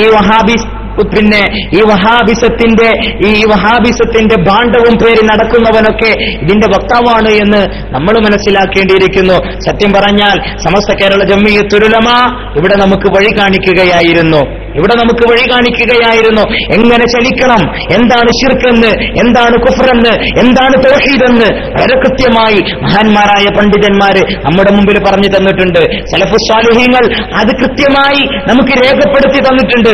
എന്താണ് സുന്നത്ത് ജമാഅത്തെന്ന്, എന്താണ് തൗഹീദെന്ന്, എന്താണ് തവസ്സുലെന്ന്, എന്താണ് ഇസ്തിഗാസയെന്ന്, എന്താണ് പ്രാർത്ഥനയെന്ന്, എന്താണ് ഇബാദത്തെന്ന് മഹാന്മാരായ പണ്ഡിതന്മാര് നമ്മുടെ മുമ്പിൽ വളരെ കൃത്യമായി വരച്ച് കാണിച്ചു തന്നിട്ടുണ്ട്. പക്ഷേ വഹാബിയോട് തൗഹീദിന്റെ നിർവചനം ചോദിച്ചാൽ കടന്നുരുള്ളത് കാണാം. എന്താ പറയാ, എണ്ണയിലിട്ട കടുകിന്റെ മാതിരി ഇങ്ങനെ തിരിഞ്ഞൊരു കളിയാണ്. എക്കാലത്തും വഹാബിനോട് ഒരൊറ്റ ചോദ്യം ചോദിച്ചാൽ മതി, അല്ല നിങ്ങളിപ്പോ വലിയ തൗഹീദിന്റെ ആളുകളാണല്ലോ, ഇസ്ലാഹി പ്രഭാഷണമൊക്കെ നടത്തുന്ന ആളുകളാണല്ലോ, എന്താണ് നിങ്ങളെ തൗഹീദ്, എന്താണ് നിങ്ങളുടെ തൗഹീദിന്റെ ബേസ്, എന്താണ് നിങ്ങൾ പറയുന്ന തൗഹീദിന്റെ നിർവചനം? ഇവിടെയുള്ള യഥാർത്ഥ തൗഹീദിന്റെ വാഹകരായ സുന്നികളെ കുറിച്ച് നിങ്ങൾ വളരെ മോശമായ അഭിപ്രായമാണല്ലോ നിങ്ങളൊക്കെ പറയുന്നത്, എന്താണ് നിങ്ങളുടെ തൗഹീദ് എന്ന് ചോദിച്ചാൽ മുജാഹിദ് ഓടിയ വൈക്ക് പുല്ല് മുളക്കൂല എന്ന് നമുക്ക് പറയാൻ പറ്റും. നമ്മളെ ഭാഷയെ പറഞ്ഞാൽ പ്രാർത്ഥന എന്നത് എന്താണെന്ന് കൃത്യമായി മഹാന്മാർ പറഞ്ഞിട്ടുണ്ട്, അല്ലേ? ആര് പറഞ്ഞാലും അംഗീകരിക്കാൻ പറ്റൂല എന്നൊരാള്, ആര് പറഞ്ഞാലും അംഗീകരിക്കാൻ പറ്റൂല, ആര് പറഞ്ഞാലും ഞങ്ങൾക്ക് പറയാൻ പറ്റൂല, ഞങ്ങൾക്ക് അവർ അംഗീകരിക്കാൻ പറ്റില്ല എന്ന് പറയുമ്പോ മറുതലക്കൽ അടുത്തയാള്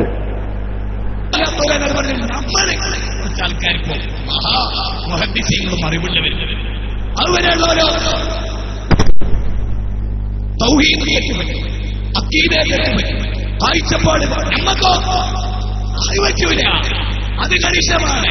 അതിന് കെട്ടിപ്പറ്റി നങ്ങാരി ഒരാക്ഷരം ചൂണ്ടിക്കാണിച്ച ഉണ്ടൂലല്ലേ അന്നെ ബുദ്ധിമുട്ടിച്ചറിയും.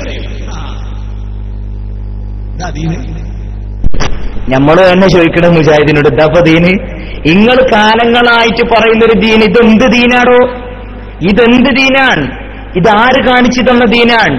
ഇങ്ങനെ കാലത്തിനനുസരിച്ച് കോലം കെട്ടുന്ന രീതിയിലേക്ക് നിങ്ങളുടെ തൗഹീദ് മാറി മറിയുന്ന കാഴ്ചയാണ് ഓരോ ദിനവും കണ്ടുകൊണ്ടിരിക്കുന്നത്. ഇവിടെ കൃത്യമായി പറഞ്ഞിട്ടുണ്ടല്ലോ, മഹാന്മാരായ പണ്ഡിതന്മാർ വളരെ കൃത്യമായി സമൂഹത്തിനോട് പറഞ്ഞിട്ടുണ്ട് എന്താണ് പ്രാർത്ഥന എന്ന്, എന്താണ് തവസ്സുൽ എന്ന്, എന്താണ് ഇസ്തിഗാസ എന്നൊക്കെ വളരെ കൃത്യമായി സമൂഹത്തിന് മുമ്പിൽ പറഞ്ഞു കഴിഞ്ഞതാണ്. അതുകൊണ്ട് നമ്മൾ മനസ്സിലാക്കേണ്ട കാര്യം, സമസ്ത കേരള ജംഇയ്യത്തുൽ ഉലമ എന്ന മഹിതമായ പ്രസ്ഥാനം കേരളത്തിലെ ഇവിടെ ബിദ്അത്തിന്റെ കക്ഷികൾ രംഗപ്രവേശനം ചെയ്തപ്പോ അവരെ ഇരുത്തേണ്ടിടത്തിരുത്താൻ, പാവപ്പെട്ട മുഅ്മിനീങ്ങൾക്ക് അവരുടെ ഈമാൻ സംരക്ഷിച്ചു നിർത്താൻ, അവർക്ക് കൃത്യമായ കാര്യങ്ങൾ പറഞ്ഞ് മനസ്സിലാക്കി കൊടുക്കാനാണ് സമസ്ത കേരള ജംഇയ്യത്തുൽ ഉലമ എന്ന മഹിതമായ പ്രസ്ഥാനം തന്നെ രൂപീകരിക്കപ്പെട്ടിട്ടുള്ളത്. അല്ലാഹു സുബ്ഹാനഹു വ തആല ആ പ്രസ്ഥാനത്തിന് കീഴിൽ അണിനിരക്കാൻ തൗഫീഖ് നൽകി അനുഗ്രഹിക്കുമാറാകട്ടെ. നിങ്ങളൊന്ന് ആലോചിച്ച് നോക്കൂ, ഈ സംഘടനയ്ക്ക് നേതൃത്വം നൽകിയ മഹാന്മാരായ പണ്ഡിതന്മാർ, വലിയ വലിയ ഇതിഹാസങ്ങൾ രചിച്ച് ജീവിതം കൊണ്ട് വലിയ വലിയ സംഭവങ്ങൾ തീർത്ത മഹാന്മാരായ പണ്ഡിതന്മാർ ജീവിതത്തിൽ നന്മ മാത്രം കാക്ഷിക്കുകയും ജീവിതത്തിൽ ഒരിക്കൽ പോലും കറാഹത്തിനെ കുറിച്ച് ചിന്തിക്കുക പോലും ചെയ്യാത്ത മഹാന്മാരായ പണ്ഡിതന്മാർ പരിശുദ്ധ ഇസ്ലാമിന്റെ വിശ്വാസാചാരങ്ങൾ വളരെ കൃത്യമായി ഇവർ സമൂഹത്തിന് മുമ്പിൽ, മഹാന്മാരായ പണ്ഡിതന്മാർ സമൂഹത്തിന് മുമ്പിൽ സമർപ്പിക്കുകയായിരുന്നു. ശിർക്കും ബിദ്അത്തുമായി മുദ്രകുത്തി ഈ പരിശുദ്ധമായ ഇസ്ലാമിന്റെ വിശ്വാസ ആചാരങ്ങൾ അതൊക്കെ ശിർക്കും ബിദ്അത്തുമായിട്ടൊക്കെ മുദ്രകുത്തി ബിദ്അഈ ചിന്താഗതിക്കാര് രംഗപ്രവേശനം ചെയ്തപ്പോ ആദ്യം രംഗത്ത് വന്നത് മഹാനായ പാങ്ങിൽ അഹ്മദ് കുട്ടി മുസ്ലിയാർ നവ്വറല്ലാഹു മർഖദയായിരുന്നു. 1945 അദ്ദേഹം രോഗബാധിതനായപ്പോൾ റഷീദുദ്ദീൻ മൂസ മുസ്ലിയാർ പിന്നീട് രംഗത്ത് വന്നു.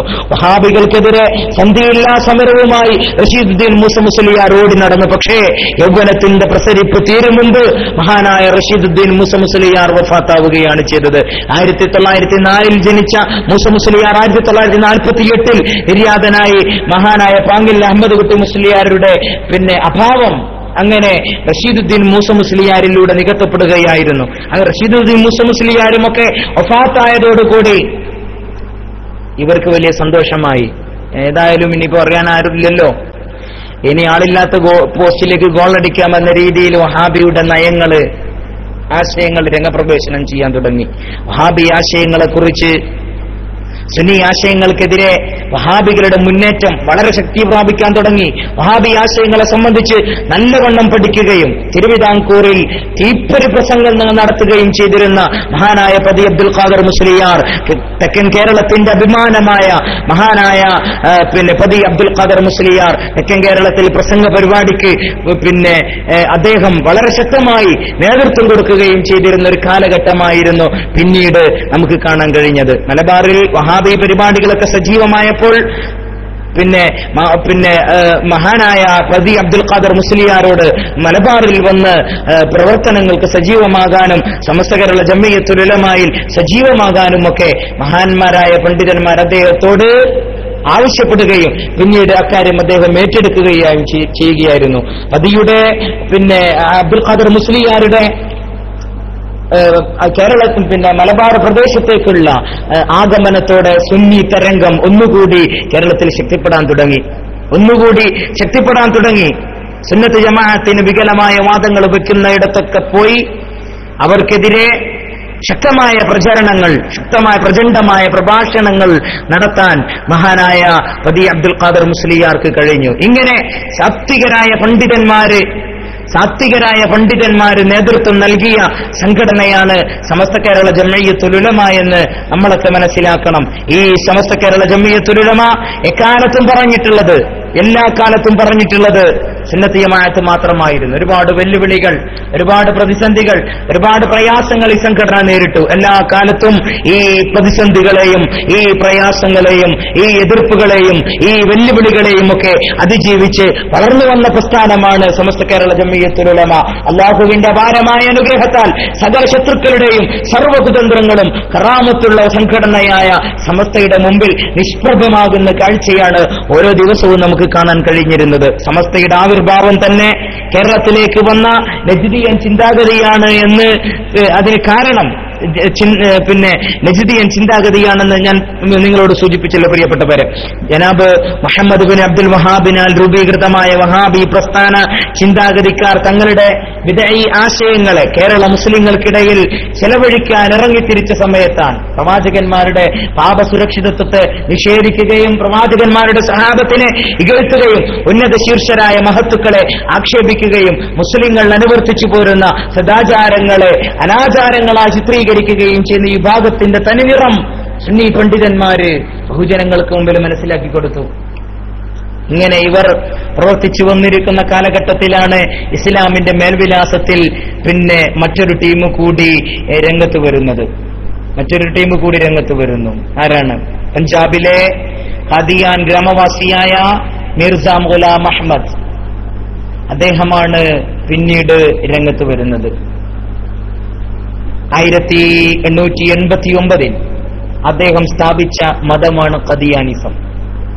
കേവലം നിസ്സാരമായി ചില അവകാശവാദങ്ങളിൽ തുടങ്ങിയ മിർസയുടെ വ്യതിചലനം ഒടുവിൽ ശിർക്കിലേക്ക് വരെ എത്തുന്നതായിട്ടാണ് നമുക്ക് കാണാൻ കഴിഞ്ഞത്. ആദ്യം ഞാനൊരു വലിയാൻ എന്നാണ് അവകാശപ്പെട്ടുകൊണ്ടാണ് രംഗത്ത് വന്നത്. പിന്നീട് ഞാൻ വലിയ പ്രവാചക ശ്രേഷ്ഠനാണ്, ദൈവാവതാരാണ് എന്നൊക്കെ വാദിച്ചു.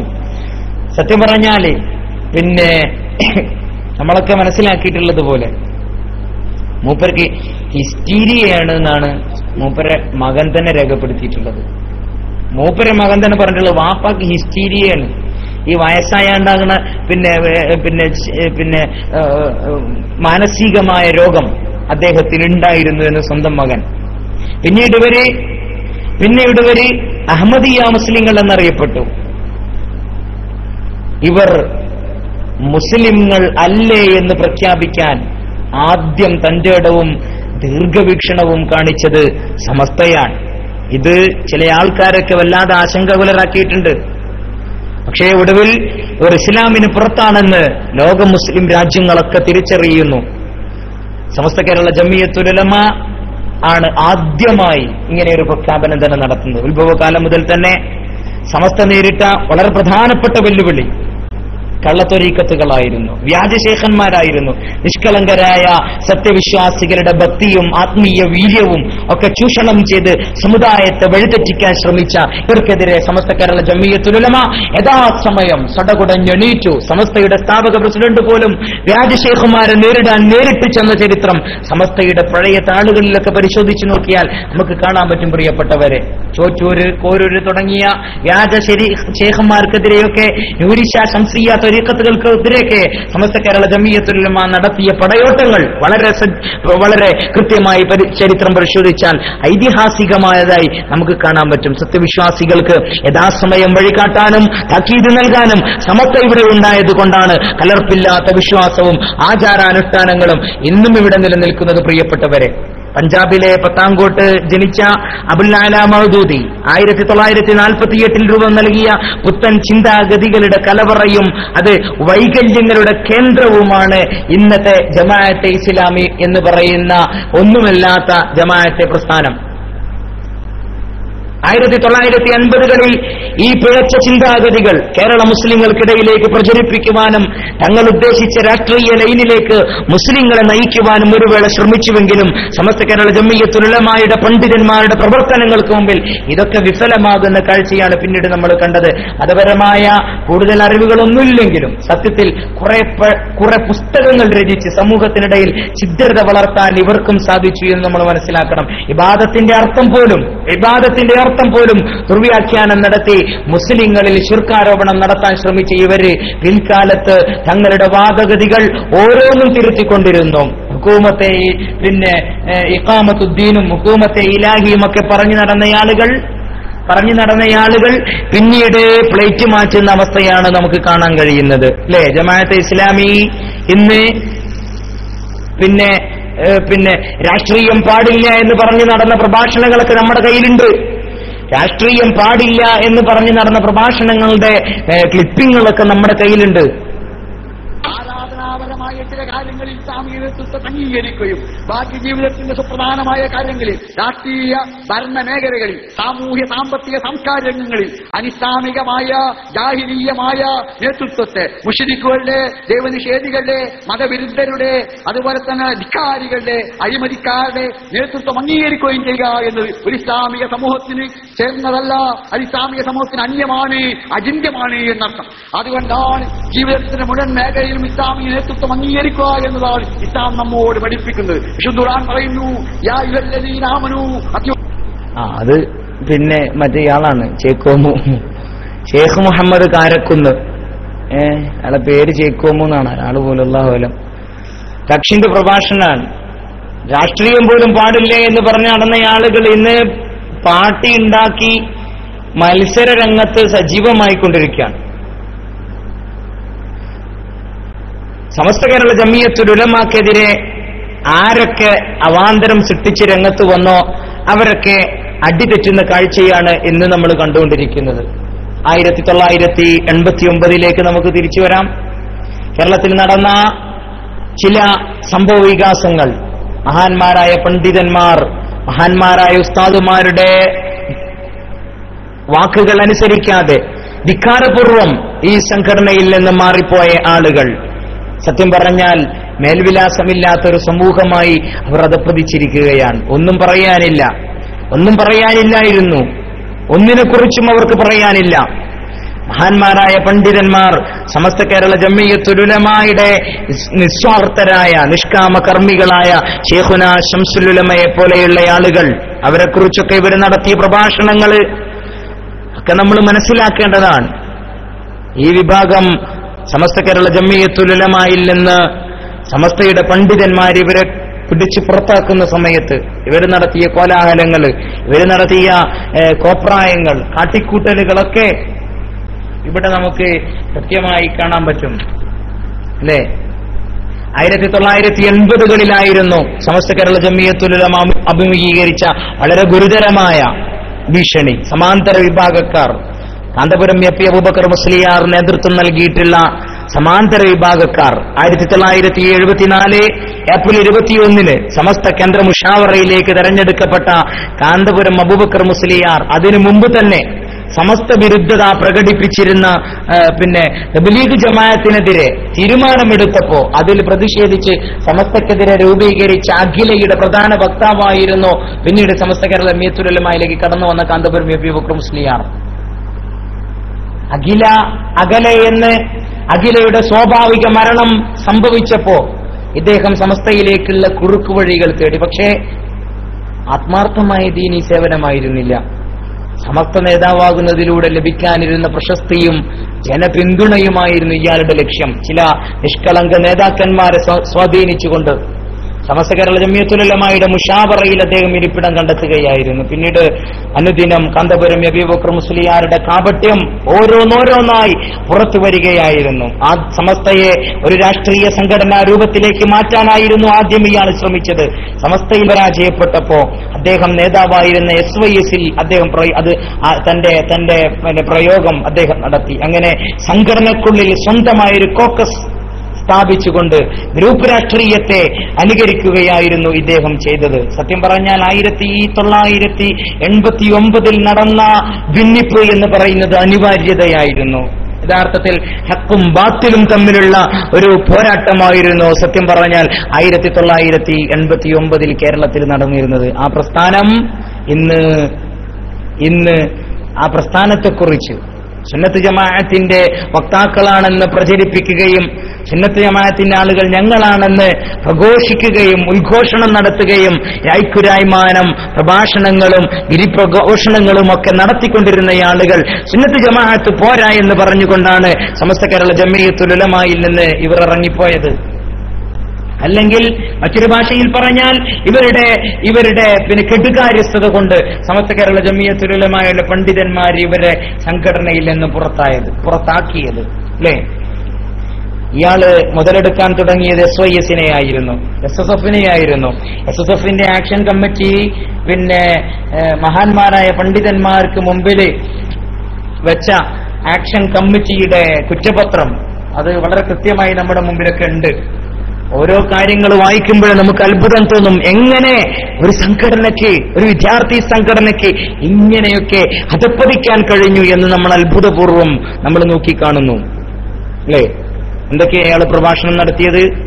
സമസ്ത മുഷാവറ ലീഗാവറയായി അധപ്പതിച്ചിരിക്കുന്നു എന്ന് ഓമശ്ശേരിയിൽ പ്രസംഗിച്ചു.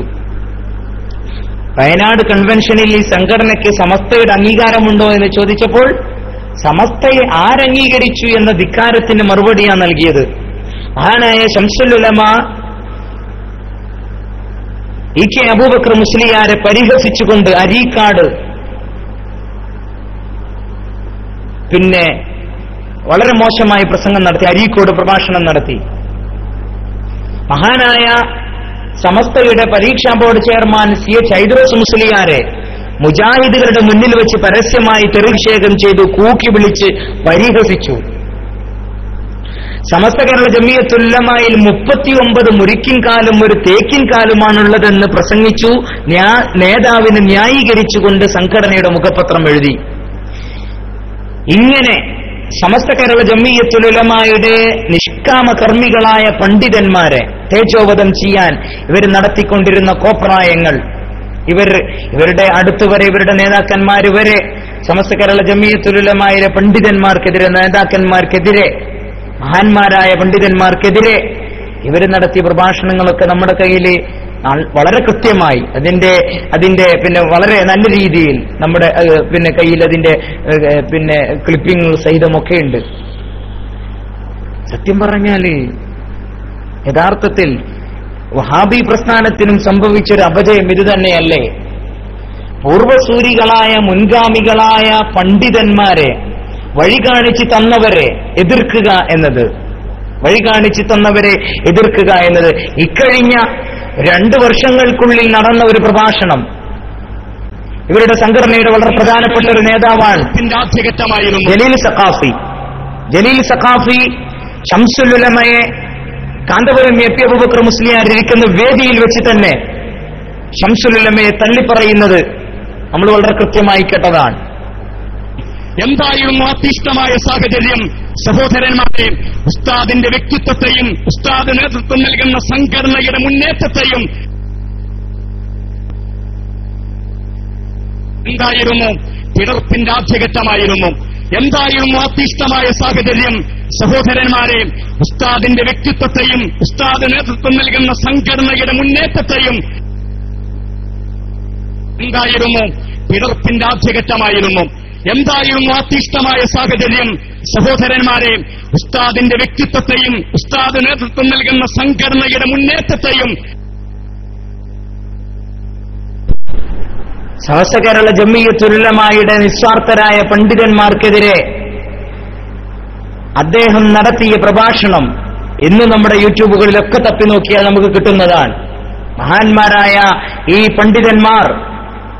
പണ്ഡിതന്മാർ എന്ത് പിഴച്ചു എന്നൊരു ചോദ്യം അപ്പുറത്ത് നിൽക്കുന്ന കാന്തപുരം എ പി അബൂബക്കർ മുസ്ലിയാരോടൊപ്പം നിൽക്കുന്ന ആളുകളോട് ഞങ്ങൾ ചോദിക്കുകയാണ്. എന്തിനേറെ പറയണം, ഇരിങ്ങല്ലൂർക്കാരനായ PKM സഖാഫി വരെ പ്രസംഗിച്ചു. ശൈഖുന ശംസുൽ ഉലമയെ ജുബ്ബായിയോട് ഉപമിച്ചുകൊണ്ട് വളരെ മോശമായ രീതിയിൽ പ്രഭാഷണം നടത്തുകയുണ്ടായി. പ്രിയപ്പെട്ട സഹോദരന്മാരെ, ഞാൻ പറയാം, യഥാർത്ഥത്തിൽ EK അബൂബക്കർ മുസ്ലിയാരുടെ പെട്ടെന്നുള്ള നിലപാട് മാറ്റി, അതായത് സമസ്തയുടെ ഔദ്യോഗിക നിലപാടിന് വിരുദ്ധമായി അദ്ദേഹം അന്നത്തെ മുസ്ലിം ലീഗിന്റെ രാഷ്ട്രീയ താൽപര്യ നിലപാടിലേക്ക് അദ്ദേഹം പോവുകയും ആ നിലപാടിലേക്ക് സമസ്തയെ കൊണ്ടുപോകാൻ ശ്രമിക്കുകയും ചെയ്തപ്പോൾ സമസ്ത കേരള ജംഇയ്യത്തുൽ ഉലമയിലെ മുശാവറയിലെ കുറെ ആളുകൾക്ക് അത് രസിച്ചില്ല. സ്വാഭാവികം മാത്രമാണല്ലോ, അല്ലേ? അബുൽ ഹസൻ അശ്അരി റളിയല്ലാഹു അൻഹു ഇനി പറയുന്നത് വളരെ കൃത്യമായി നമ്മൾ മനസ്സിലാക്കണം. ഇനി പറയുന്നത് PKM സഖാഫി ഇരിങ്ങല്ലൂർ പറയുന്നത് വളരെ കൃത്യമായി നമ്മൾ മനസ്സിലാക്കണം. ആരെക്കുറിച്ചാണ് പറയുന്നത്, ആരോടാണ് ഉപമിക്കുന്നത് എന്ന് വളരെ കൃത്യമായി നമ്മൾ മനസ്സിലാക്കണം.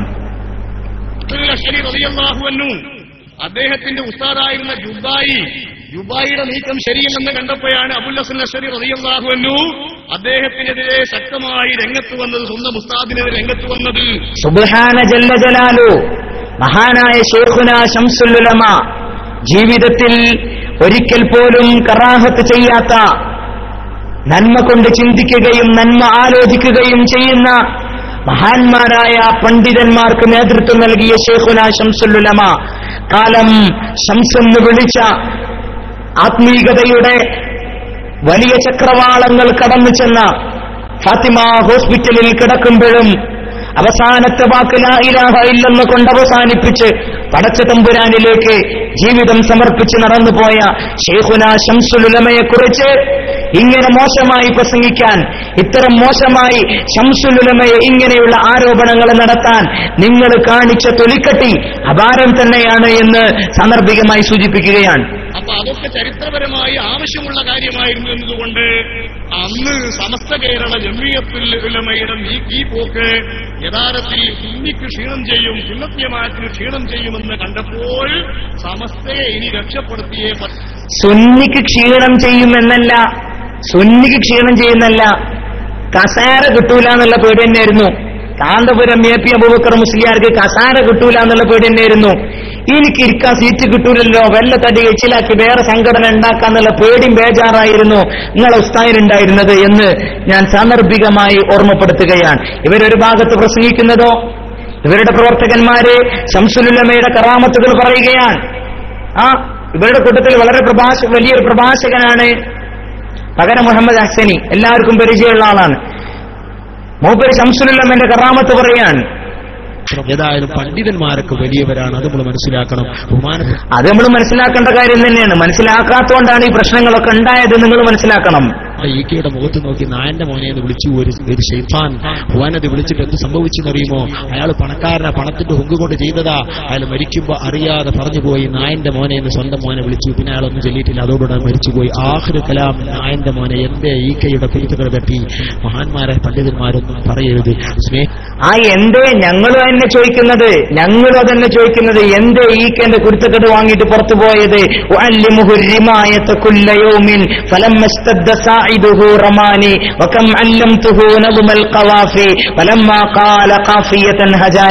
ഞാൻ സുന്നത്ത് ജമാഅത്ത് പഠിപ്പിച്ചു കൊടുത്തു. സുന്നത്ത് ജമാഅത്ത് എങ്ങനെ പ്രയോഗിക്കണമെന്ന് പഠിപ്പിച്ചു. എങ്ങനെ വാദം, എങ്ങനെ പ്രതിവാദം, എങ്ങനെ മറുവാദം, എങ്ങനെ ഗണ്ണനം, എങ്ങനെ പ്രഭാഷണം, എങ്ങനെ വാദപ്രതിവാദം നടത്തണമെന്ന് ഞാൻ കൃത്യമായി പറഞ്ഞു കൊടുത്തു. അല്ലേ? പണ്ട് കവി പറഞ്ഞില്ലേ, ഫലമ്മസ്തദ്ദ സായിദുഹു റമാനി വഅല്ലിമുഹു റിമായത കുല്ല യൗമിൻ. എല്ലാ ദിവസവും അമ്പ് എങ്ങനെ ചെയ്യണമെന്ന് ഞാൻ പറഞ്ഞു കൊടുക്കും. ഫലമ്മസ്തദ്ദ സായിദുഹു, അങ്ങനെ അമ്പൊക്കെ ചെയ്യാനായി ഒക്കെ ഏകദേശം ഒന്ന് സെറ്റപ്പായി എന്ന് കണ്ടാൽ റമാനി, ആദ്യം എന്നെയാണ് എറിഞ്ഞത്, എന്റെ നേർക്കാണ് അമ്പറിഞ്ഞത്. കാന്തപുരം AP അബൂബക്കർ മുസ്ലിയാർക്ക് സുന്നത്ത് ജമാഅത്ത് പഠിപ്പിച്ചു കൊടുത്ത ശൈഖുന ശംസുൽ ഉലമക്കെതിരെ ആദ്യമായി സുന്നത്ത് ജമാഅത്ത് പോരാ എന്ന് പറഞ്ഞുകൊണ്ട് രംഗത്ത് വന്നത് കാന്തപുരം AP അബൂബക്കർ മുസ്ലിയാരായിരുന്നു. അല്ലേ? കാന്തപുരം AP അബൂബക്കർ മുസ്ലിയാരായിരുന്നു. അങ്ങനെ ശംസുൽ ഉലമയെ, കണ്ണിയത്ത് ഉസ്താദിനെ, ഇവരെയൊക്കെ പിന്നീട് പിൽക്കാലത്ത് ഒരു വലിയ പ്രഗത്ഭന്മാരാക്കി കൊണ്ടു നടക്കുകയാണ്. ഇനി ഒരു കാര്യം പറയാനുള്ളത്, ബഹുമാനപ്പെട്ട ഇയാളെ നിങ്ങൾക്ക് പരിചയപ്പെടുത്തേണ്ട ആവശ്യമൊന്നും ഉണ്ടാവില്ല. പിന്നെ കുറ്റ്യാടിയിലാണ് ഇയാള്, പിന്നെ ഇയാളുടെ പ്രവർത്തനം ഇപ്പൊ കുറ്റ്യാടിയിലില്ല എന്നാണ് എനിക്ക് തോന്നുന്നത്. കണ്ണിത്തുഷ്ടം വരെ സമസ്തയുടെ പണ്ഡിതന്മാർ, പ്രഗത്ഭരായ പണ്ഡിതന്മാർ നീങ്ങി വന്നതാണ്. കണ്ണിത്തുസ്താദവറുകളാണെങ്കിലോ അല്ലാഹുവിന്റെ അടുക്കൽ ഉന്നത സ്ഥാനമുണ്ടെന്ന് നാം വിശ്വസിക്കുന്ന ഒരു മഹാപണ്ഡിതനാണ്. എന്നിട്ട് എന്റെ മൂല്യങ്ങൾ ഇറങ്ങിപ്പോയത് 1989 അള്ളാന്റെ അടുക്കൽ ഇത്ര വലിയ പദവിയുള്ള മഹാപണ്ഡിതനെ സ്ഥാനത്തിരിക്കുമ്പോ, ഈ പണ്ഡിതനെ പ്രസിഡന്റ് സ്ഥാനത്തിരിക്കുമ്പോ, ഈ മഹാനായ ശംസുൽ ഉലമ സെക്രട്ടറി സ്ഥാനത്തിരിക്കുമ്പോ എന്തിനാ നിങ്ങൾ മറ്റൊരു സംഘടനയുണ്ടാക്കി പുറത്തോട്ട് പോയത്? അല്ലാഹു അവിടുത്തെ ദർജ വർദ്ധിപ്പിച്ചു കൊടുക്കുമാറാകട്ടെ. ആ മഹാനായ കണ്ണിത്തുസ്താദവർ, മറ്റൊന്ന് ശംസുൽ ഉലമ EK അബൂബക്കർ മുസ്ലിയാർ, ഒരു പ്രഗത്ഭനായ പണ്ഡിതനാണ്. ഞങ്ങളുടെ ഈ സ്റ്റേജിൽ പങ്കെടുക്കുന്ന പല പണ്ഡിതന്മാരും നേരിട്ടും അല്ലാതെയും മഹാനവറുകളുടെ ശിഷ്യഗണത്തിൽപ്പെടുന്നവരാണ്. അവിടത്തോട് ഞങ്ങൾക്ക് ആദരവും ബഹുമാനവുമാണ്. എന്റെ സദസ്സിലുള്ളവരും ഈ മുന്നിലിരിക്കുന്ന മൊയ്‌ലു ഫൈസി അടക്കം പലരും EK ഉസ്താദിന്റെ ശിഷ്യന്മാരാണ്. അങ്ങനെയാണ് കേരളത്തിലെ ഭൂരിപക്ഷം വരുന്ന ഇന്ന് ജീവിച്ചിരിപ്പുള്ള ഭൂരിപക്ഷം പണ്ഡിതന്മാർ, ഈ പണ്ഡിതന്മാരുടെയൊക്കെ ഉസ്താദാണ് മഹാനായ ശൈഖുന ശംസുൽ ഉലമ. എന്റെ ചോദ്യം അതല്ല.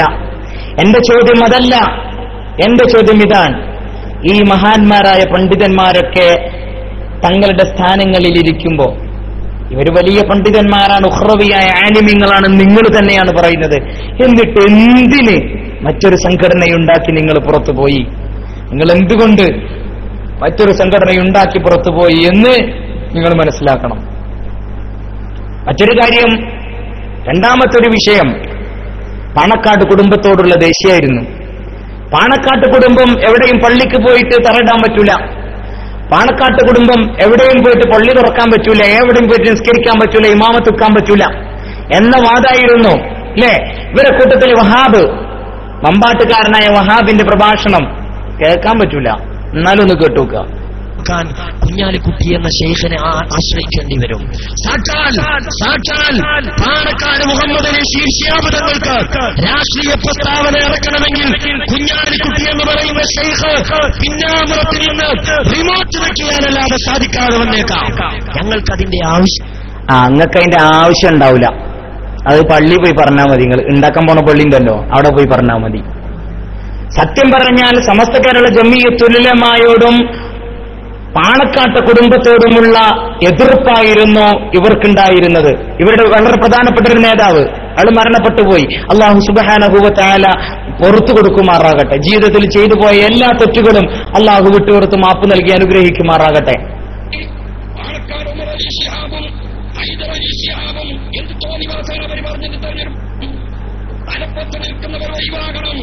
എന്നാലേ പാർട്ടി നന്നാവൂ. ആദ്യം പാണക്കാട്ടുകാർ മാറിക്കൊടുക്കണമെങ്കിൽ മാത്രമേ ഈ മുസ്ലിം ലീഗ് രാഷ്ട്രീയവാദി നന്നാവൂ. കണ്ടോ, മഹാന്മാരായ പാണക്കാട്ട് സാദാത്യങ്ങളെ കുറിച്ച് ഇവരുടെ പ്രഭാഷകന്മാരും ഇവരുടെ വലിയ നേതാക്കന്മാരുമൊക്കെ പറഞ്ഞത് ഒരിക്കലും പറയാൻ പാടില്ലാത്ത വാക്കുകൾ. ഈ വർത്തമാനമായിരുന്നു നിങ്ങൾ കാലങ്ങൾക്ക് മുമ്പ് പറഞ്ഞത്. മഹാനായ ശൈഖുന KK ഉസ്താദിനെ കുറിച്ച് നിങ്ങൾ ചെമ്മാട്ടങ്ങാടിയിൽ വന്ന് പ്രഭാഷണം നടത്തിയത് ബനൂ ഇസ്രായേലിലെ മോശം പണ്ഡിതനായ ബൽആമുനെ പോലെ അധപ്പതിച്ചു എന്ന് ശൈഖുന KK ഉസ്താദിനെ കുറിച്ച് വരെ നിങ്ങൾ പ്രഭാഷണം നടത്തി. ഇങ്ങനെ മഹാന്മാർക്കെതിരെ രംഗപ്രവേശനം ചെയ്ത ആളുകൾ ഒരു മുടിക്കഷ്ണത്തിൽ ഇല്ലാതാകുന്ന കാഴ്ചയാണ് പിന്നീട് കണ്ടത്. ഒരു മുടിക്കഷ്ണത്തിൽ അവരില്ലാതാകുന്ന കാഴ്ചകളൊന്ന് ആലോചിച്ച് നോക്കി. വളരെ നിസ്സാരമായൊരു സാധനമാണ് മുടി. അതിലൊരു പിന്നെ കേരളത്തിലെ വലിയ ആളുകൾ എന്ന് പറഞ്ഞ് മേനി നടച്ചിരുന്ന ആളുകൾ ഇല്ലാതാകുന്നൊരു കാഴ്ച, ഒരു ചെറിയ മുടിക്കഷ്ണത്തും ഇല്ലാതാകുന്ന കാഴ്ചയാണ് കേരളത്തിൽ പിന്നീട് നമ്മളൊക്കെ കണ്ടത്. അല്ലേ? എന്തായിരുന്നത്? എന്തൊരു പ്രഖ്യാപനായിരുന്നു! മർക്കസില് മുടി കൊണ്ടുവരല്.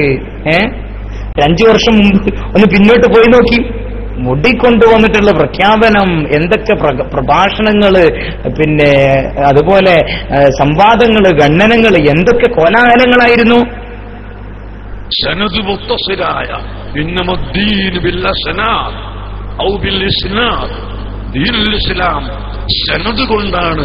നമ്മളിപ്പോ ഈ സഖാഫികൾക്ക് സനദ് കൊടുക്കുന്നത്, അവർ പഠിച്ചതിലുള്ള സനദ് കൊടുക്കുന്നത് ദീനുൽ ഇസ്ലാമിന്റെ അടിത്തറയായത് കൊണ്ടാണ്. അങ്ങനെ ഈ പഴയതൊക്കെ ഒന്ന് കേൾക്കുന്നത് നല്ലതാണ്. മഹാപൊട്ടത്തരങ്ങള്, മഹാ അബദ്ധങ്ങൾ ഇയാൾ പറയുന്നതൊക്കെ കാണാം. മഹാ അബദ്ധങ്ങള് ഇവിടെ കേരളത്തിൽ കൊണ്ടുവന്ന സമയത്ത് സുന്നി സമൂഹം കയ്യോടെ ചോദ്യം ചെയ്തു. സനദ് വായിക്കാൻ പറ്റുമോ ചോദിച്ചു. കക്ഷി എന്നെ പറഞ്ഞു, ദീനിൽ എന്ത് വേണമെങ്കിലും എന്ത് കൊണ്ടുവന്നാലും സനദ് വേണം, സനദില്ലാത്തൊരു കാര്യം ബിൽ അസ്നാദ് ഔ ബിൽ ഇസ്നാദ് എന്നൊക്കെ മൂപ്പര് പ്രഭാഷണം നടത്തി. സാധനം നോക്കിയപ്പോഴോ സ്വാഹ, ഒന്നുമില്ല, അങ്ങനൊരു സാധനം തന്നെയല്ല. പിന്നെ ഇവിടെ കേരളത്തിൽ അവർ നടത്തിയ വാഗ്വാദങ്ങൾ, അവർ നടത്തിയ മലക്കം മറിച്ചിലുകൾ, അവർ നടത്തിയ പ്രഘോഷണങ്ങളൊക്കെ കേരളീയ സമൂഹം കണ്ടറിഞ്ഞതാണ്. പിന്നെ എവിടേക്ക് ചർച്ച എത്തിയത്? ആദരവായ റസൂലുള്ളാഹി സ്വല്ലല്ലാഹു അലൈഹി വസല്ലമ തങ്ങളെ നിന്ദിക്കുന്നതിലേക്ക് വരെ ചർച്ചയെത്തി. മുത്ത് റസൂലുള്ളാഹി സ്വല്ലല്ലാഹു അലൈഹി വസല്ലമ തങ്ങളെ കുറിച്ച് മോശമായ പ്രചരണം ഇതുവരെ അഹ്ലുസുന്നയുടെ ഒരു വക്താവ് പോലും, പേരോട് അബ്ദുറഹ്മാൻ സഖാഫി അല്ലാത്ത ഒരാളും പറഞ്ഞിട്ടില്ല. പൊന്മൾ അബ്ദുൽ ഖാദർ മുസ്ലിയാരല്ലാത്ത ഒരാളും പറഞ്ഞിട്ടില്ല. കാന്തപുരം വിഭാഗത്തിന് ഇന്ന് നേതൃത്വം നൽകിക്കൊണ്ടിരിക്കുന്ന എല്ലാ കടിഞ്ഞാണും പേരോടിന്റെയും പൊന്മൾ അബ്ദുൽ ഖാദർ മുസ്ലിയാരുടെയും കയ്യിലാണ്. ഞങ്ങൾ പ്രധാനപ്പെട്ട ഒരാളെ കണ്ടു കഴിഞ്ഞ 2 ആഴ്ചക്ക്. അപ്പൊ അദ്ദേഹം പറഞ്ഞു, എല്ലാം പൊന്മൾ അബ്ദുൽ ഖാദർ മുസ്ലിയാരുടെ കയ്യിലാണ്. ഭരണത്തിന്റെ ചെങ്കോൽ പൊന്മൾ അബ്ദുൽ ഖാദർ മുസ്ലിയാരുടെയും പേരോടിന്റെയും കയ്യിലാണ്. അതുകൊണ്ടാണല്ലോ ഒരു മുഷാവറയുടെ ക്ലിപ്പ് വരെ, വളരെ രഹസ്യമായി നടക്കുന്ന ഒരു മുഷാവറയുടെ ക്ലിപ്പ് വരെ പുറത്തായത്. അങ്ങനെയുള്ള അധപ്പതനത്തിലേക്ക് ഈ സംഘടന പോയതിന്റെ കാരണമൊന്നുമല്ല. അതിന് മറുപടി നമ്മളെ അരിഷ്ടം അല്ല, നമ്മളെ പിന്നെ സ്വപ്നം തന്നെ പറയും.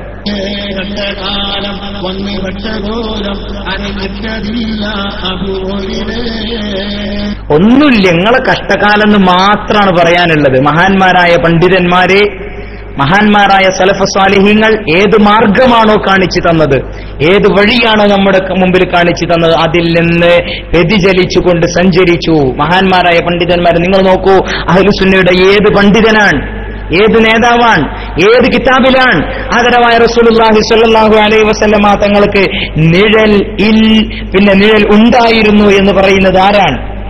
ഒരാളും പറഞ്ഞിട്ടില്ല.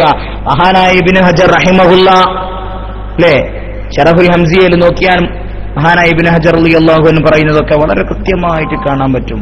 അല്ലേ, ലിഅന്ന നൂറ ലൈസ ലഹു ളില്ലുൻ. അല്ലേ, റസൂലുള്ളാഹി സ്വല്ലല്ലാഹു അലൈഹി വസല്ലമ തങ്ങൾ നൂറാനിയത്താകുന്ന പ്രകാശമാണ്. റസൂലുള്ളാഹി സ്വല്ലല്ലാഹു അലൈഹി വസല്ലമ തങ്ങൾക്ക് നിഴലില്ല എന്ന് മഹാനായ ഇബ്നു ഹജർ റഹിമഹുല്ലാ അടക്കമുള്ള പണ്ഡിതന്മാർ നമ്മുടെ മുമ്പിൽ പറയുകയാണ്. അല്ലേ, ലം യകുൻ ലഹു ളില്ലുൻ വലം യകുൻ മഅ ശംസിൻ ഖത്തുൻ ഇല്ലാ ഗലബ ളൗഉഹു അലാ ളൗഇ ശംസ് വലം യകുൻ മഅ സിറാജിൻ ഖത്തു. എത്ര വ്യക്തമാണ് റസൂലുള്ളാഹി സ്വല്ലല്ലാഹു അലൈഹി വസല്ലമ തങ്ങളെ കുറിച്ച് എത്ര വ്യക്തമായിട്ടാണ് മഹാന്മാർ പറഞ്ഞു വെച്ചിട്ടുള്ളത്. വളരെ കൃത്യമായിട്ടാണ് പറഞ്ഞു വെച്ചിട്ടുള്ളത്. റസൂലുള്ളാഹി സ്വല്ലല്ലാഹു അലൈഹി വസല്ലമ തങ്ങൾക്ക് ഒരിക്കൽ പോലും ഒരു കാലത്തും നിഴൽ ഉണ്ടായിരുന്നില്ല. ലം യകുൻ ലഹു ളില്ലുൻ, റസൂലുള്ളാഹി സ്വല്ലല്ലാഹു അലൈഹി വസല്ലമ തങ്ങൾക്ക് ഈ പിന്നെ ഒരു സംശയം ഉണ്ടോ ഇല്ലേന്ന്.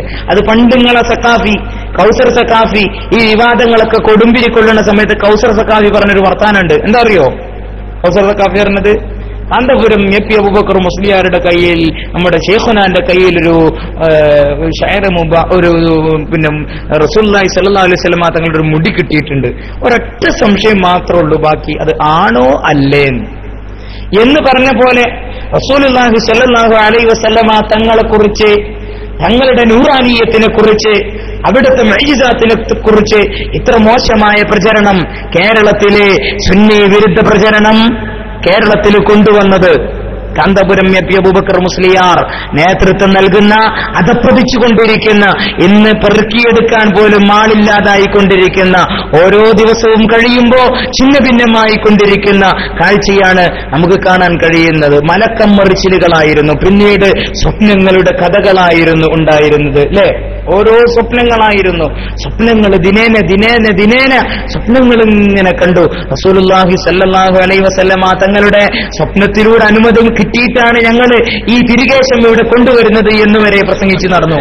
അനുമതി ലഭിക്കാത്തത് കൊണ്ട് സല്ലല്ലാഹു അലൈഹി വസല്ലമ തങ്ങളുടെ അനുമതി ലഭിക്കാത്തത് കൊണ്ടായിരുന്നു ഇതേവരെ ഈ മുടി ഉസ്താദുകളുടെ കയ്യിലേക്ക് കൈമാറാത്തതെന്നും ഇപ്പോൾ നബി സല്ലല്ലാഹു അലൈഹി വസല്ലമയുടെ അനുമതി സ്വപ്നത്തിലൂടെ ലഭിച്ചതിന്റെ പേരിലാണ് ഈ മുടി നിങ്ങൾക്ക് കൈമാറുന്നതെന്നും നേരത്തെ ഉസ്താദവറുകളോട് സ്വപ്നത്തിലൂടെ അനുമതി ലഭിച്ചത് കൊണ്ടാണ് ഈ മുടിയുടെ കൈമാറുന്നു എന്ന് പറഞ്ഞ കക്ഷി തന്നെ പ്രസംഗിച്ചിട്ടുണ്ട്. സ്വപ്നം ഒരിക്കലും ദീനിൽ തെളിവല്ല, സ്വപ്നം ദീനിൽ ഒരിക്കലും തെളിവല്ല എന്ന് ഈ കക്ഷി തന്നെ പ്രസംഗിച്ചിട്ടുണ്ട്. വന്ന് പറഞ്ഞാലും ഉസ്താദിന്റെ ഉസ്താദ് വന്ന് പറഞ്ഞാലും ഏത് വലിയന്റെ കോലത്തിൽ വന്ന് പറഞ്ഞാലും ഒരു മനുഷ്യന്റെ കോലത്തിൽ വന്ന് പറഞ്ഞാലും സ്വീകരിക്കാൻ വകുപ്പില്ല. ഖസ്റജിയൻ മുടി സ്വീകരിക്കാൻ വകുപ്പില്ല. കാരണം അല്ലാഹുവിന്റെ റസൂല് പഠിപ്പിച്ചത് എന്താണെന്ന് ഹദീസിന്റെ ഗ്രന്ഥങ്ങളിലുണ്ട്, പരിശുദ്ധ ഖുർആനിലുണ്ട്. ഹബീബായ റസൂലുള്ളാഹി സ്വല്ലല്ലാഹു അലൈഹി വസല്ലമ തങ്ങൾക്ക് നിഴലുണ്ടെന്ന് ഏതെങ്കിലും ഒരു ഹദീസിൽ നിന്ന് തെളിയിക്കാൻ പറ്റുമോ എന്ന് അഹ്ലുസുന്നത്തി വൽ ജമാഅത്തിന്റെ ശക്തരായ വക്താക്കൾ, സമസ്ത കേരള ജംഇയ്യത്തുൽ ഉലമായുടെ പണ്ഡിതന്മാര് കാലങ്ങൾക്ക് മുമ്പേ നിങ്ങൾ വെല്ലുവിളിച്ചു പോയി, ഇതുവരെ നിങ്ങൾക്ക് ഹാജരാക്കാൻ പറ്റിയിട്ടില്ല എന്ന കൊണ്ട് റസൂലുള്ളാഹി സ്വല്ലല്ലാഹു അലൈഹി വസല്ലം സലാം ബാക്കവി ഉസ്താദ് അങ്ങോട്ട് പൊളിച്ചെഴുതിയില്ലേ, പേരോടിനെ അടപ്പം കിട്ടൂരി. അന്ന് കുത്തിയിരുന്നത് മൂപ്പര് ബലൂണും പിടിച്ചിട്ട് പിന്നെ അവിടുന്ന് എഴുന്നേറ്റിട്ടില്ല കക്ഷി.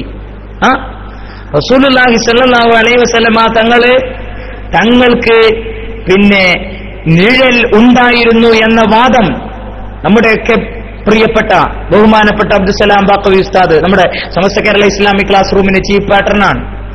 ഉസ്താദ് അവറുകൾ അത് പൊളിച്ചങ്ങോട്ട് എഴുതിയപ്പോ പിന്നെ പിടിച്ചു നിൽക്കാൻ ഒരു മാർഗം ഉണ്ടായിരുന്നില്ല. ആരെക്കുറിച്ചാണ് പറയുന്നതെന്നോർക്കണം, ആരെക്കുറിച്ചാണ് പറയുന്നതെന്നോർക്കണം. ആദരവായ റസൂലുള്ളാഹി സ്വല്ലല്ലാഹു അലൈഹി വസല്ലമ തങ്ങൾ ഈ പ്രപഞ്ചം തന്നെ പിന്നെ പടക്കാൻ കാരണഭൂതരായ ആദരവായ റസൂലുള്ളാഹി സ്വല്ലല്ലാഹു അലൈഹി വസല്ലമ തങ്ങളെ കുറിച്ചാണ് പറയുന്നത്. ബഹുമാനപ്പെട്ട സലാം ബാക്കവി ഉസ്താദിന്റെ പ്രഭാഷണം എപ്പോഴും എല്ലാ സമയത്തും നമ്മൾ കേൾക്കേണ്ടതാണ്. പേരോടിന്റെ ചെവിന്റെ ഉള്ളിൽ കൊണ്ടുപോയിട്ട് കേൾപ്പിക്കേണ്ട പ്രഭാഷണമാണ്. അല്ലാഹു അവരെ ശുദ്ധീകരിച്ചിരിക്കുന്നു, സ്ഫുടം ചെയ്തിരിക്കുന്നു.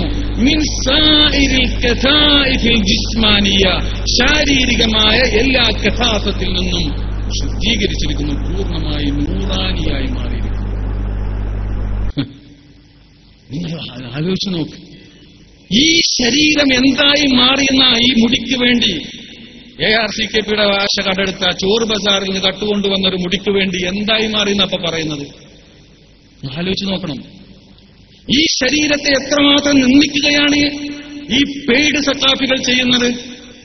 നിങ്ങൾ മനസ്സിലാക്കേണ്ടതുണ്ട്. എന്തിനു വേണ്ടി? വളരെ ഗൗരവമുള്ള വിഷയമാണ് സഹോദരങ്ങളെ. വസയ്യറഹു, ഇമാം ഇബ്നു ഹജർ തങ്ങൾ പറഞ്ഞു കഴിഞ്ഞിട്ടില്ല.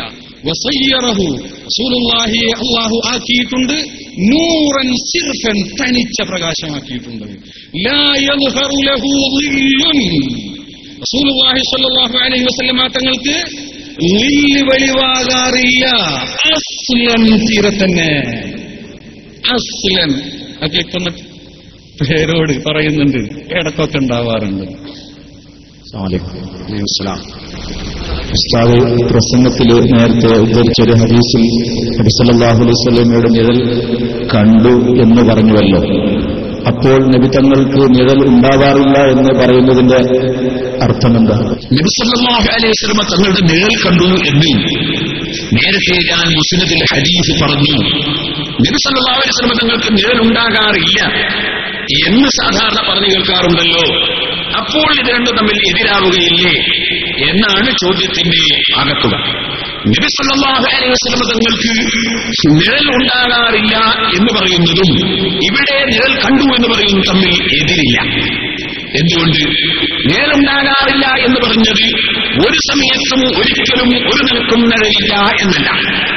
നിഴൽ അത് അങ്ങനെയാണ്. നബിക്ക് ഒരിക്കലും ഒരു സമയത്ത് ഇല്ല എന്നാണ് സഖാഫി. എവിടുന്നാ നീ കിതാബ് ഓതി പഠിച്ചത്? നബി സല്ലല്ലാഹു അലൈഹി വസല്ലമ തങ്ങൾക്ക് നീ ഏത് സുന്നി പറയാനാ വന്നത്? ഇബ്നു ഹജർ തങ്ങൾ പറയുന്നത് കണ്ടില്ലേ? ലാ യൽഹറു ലഹു ളില്ലുൻ, റസൂലുള്ളാഹിക്ക് ളില്ലുണ്ടാവാറില്ല അസ്ലൻ. എന്താ അസ്ലൻ അർത്ഥം? പഠിച്ചിട്ടില്ലെങ്കിൽ വന്നോ, ഞങ്ങൾ പഠിപ്പിച്ചു തരാം.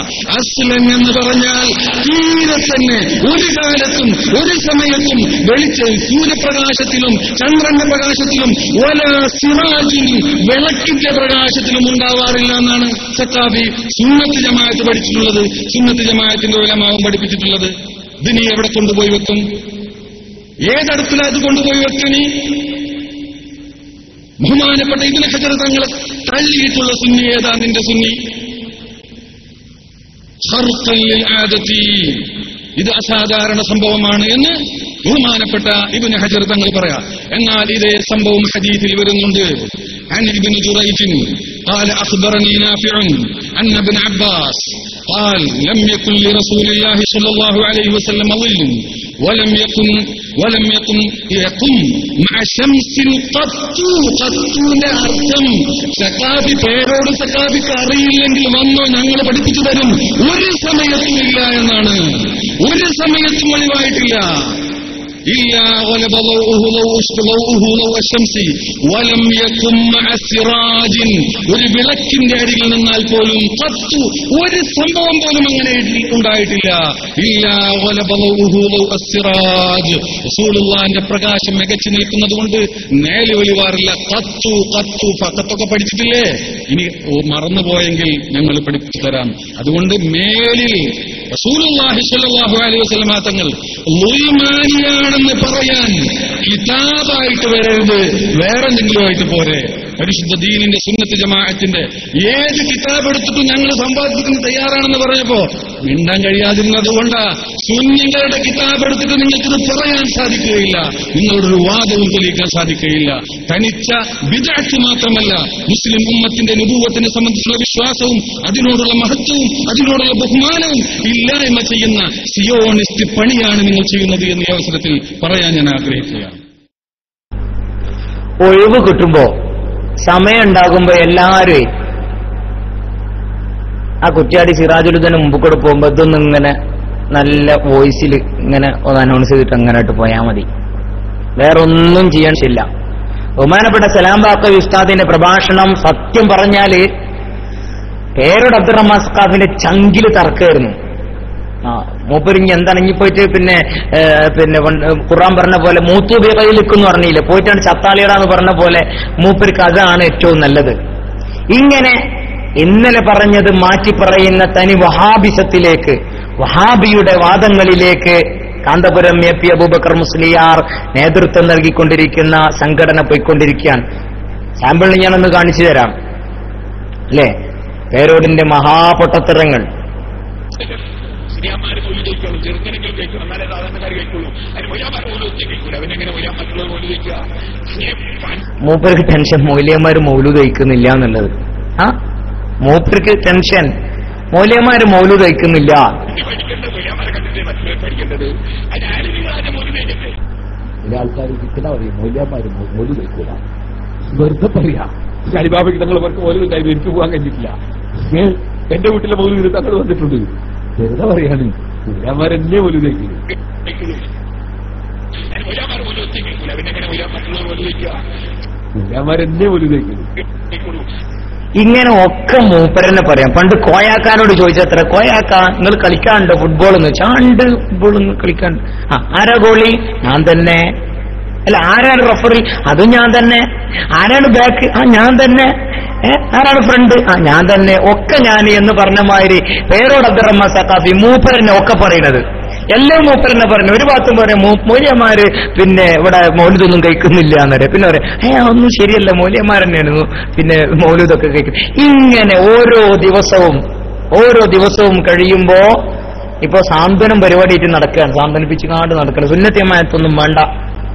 ഇപ്പൊ സുന്നത്യമായത്തൊന്നും വേണ്ട. വലിയ സുന്നിയായി നാദാപുരത്തെ ആളുകളെ സുന്നത്ത് ജമാഅത്തിലേക്ക് കൊണ്ടുവന്നത് ഞാനാണ് അല്ലേ? എന്തൊക്കെ പറഞ്ഞിരുന്നത്? ഇവിടെ കേരളത്തിലെ പ്രബുദ്ധരായ കേരള ജനത അതൊക്കെ വളരെ കണ്ടു മനസ്സിലാക്കിയതാണ്. അത് മനസ്സിലാക്കണമെങ്കിൽ വയക്കാടുക്കും കുറ്റ്യാടിയിലേക്കും നാദാപുരത്തേക്കൊക്കെ പോയാൽ മതി. നിങ്ങളെ സുന്നത്ത് ജമാഅത്തിന്റെ പ്രചരണവും നിങ്ങളുടെ പ്രചരണവുമായി ബന്ധപ്പെട്ട് നിങ്ങൾക്ക് ഉണ്ടായതും. അതുകൊണ്ട് ഞാൻ പേരോട് അബ്ദുറഹ്മാൻ സഖാഫിക്ക് സമർപ്പിക്കുകയാണ്.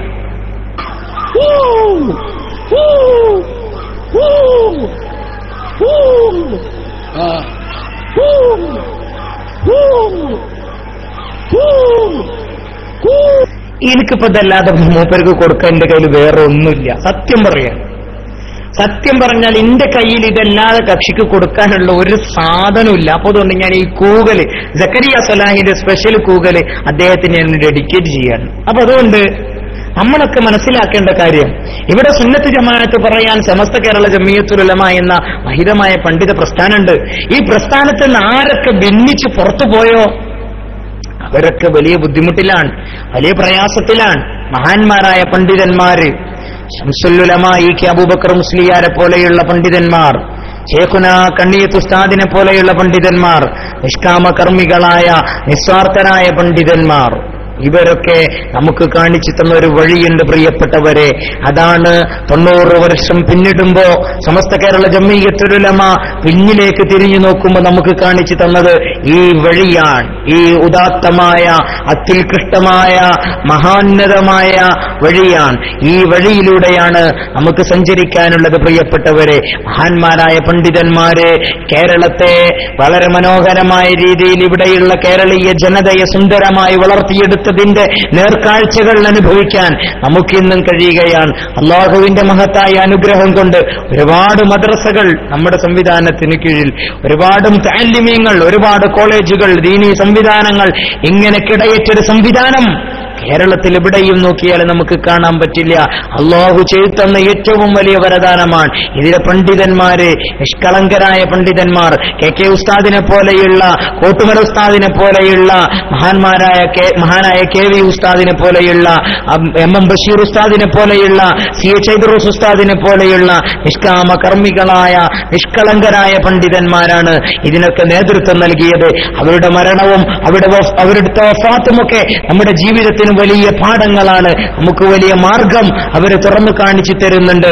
മഹാനായ കെ.ടി. ഉസ്താദിന്റെ വഫാത്തൊക്കെ നമ്മുടെ മനസ്സിലെ കാലത്തും ഇങ്ങനെ തുടികൊട്ടേണ്ടതാണ്. മഹാനായ കെ.ടി. ഉസ്താദിന്റെ വഫാത്തിനെ കുറിച്ച് ആലോചിക്കുമ്പോഴൊക്കെ പലപ്പോഴും അത്ഭുതം തോന്നാറുണ്ട് പ്രിയപ്പെട്ടവരെ. ഇവിടെ തന്നെ വിവിധ ഭാഗങ്ങളിൽ നിന്ന് ഒഴുകിയെത്തിയ ജനക്കൂട്ടങ്ങൾ മഗ്രിബ് നിസ്കാരത്തിനു വേണ്ടി അംഗശുദ്ധി വരുത്തി പടിഞ്ഞാറ് അറബിക്കടലിന്റെ ഓരത്ത് ഒരു ജനസാഗരം തീർച്ചുകൊണ്ട് തങ്ങൾ സ്നേഹിക്കുന്ന, ആത്മീയ പ്രസ്ഥാനത്തിൽ അടിയുറച്ച് വിശ്വസിക്കുന്ന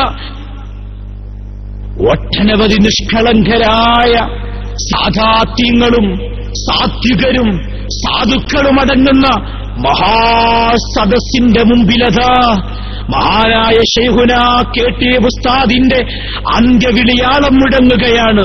പള്ളിമിനാരങ്ങളിൽ നിന്ന് അല്ലാഹു അക്ബർ അല്ലാഹു അക്ബർ എന്ന വാങ്ക് കേൾക്കേണ്ട താമസമത നമസ്കാരത്തിന് വേണ്ടി പരിശുദ്ധ കഅബ മന്ദിരത്തിന് നേരെ തിരിഞ്ഞ് ജനലക്ഷങ്ങൾ പങ്കെടുക്കുന്ന ജമാഅത്ത്, ആ പ്രാർത്ഥനയും കഴിഞ്ഞ് ആ സമൂഹം ഒന്നടങ്കം സാത്വികരായ പണ്ഡിതവരേണ്യർ പറയാനുള്ളത് മുഴുവൻ പകർത്താനുള്ള വ്യഗ്രതയിൽ അങ്ങനെ ഇരിക്കുമ്പോഴാണ് തന്റെ സമൂഹത്തെ വഴി നടത്തിയ മഹാനായ ശൈഖുന കെ.ടി. മാനു മുസ്ലിയാർ ആ സദസ്സിന് സ്വാഗതമരുളേണ്ട പ്രഭാഷകനാണ്.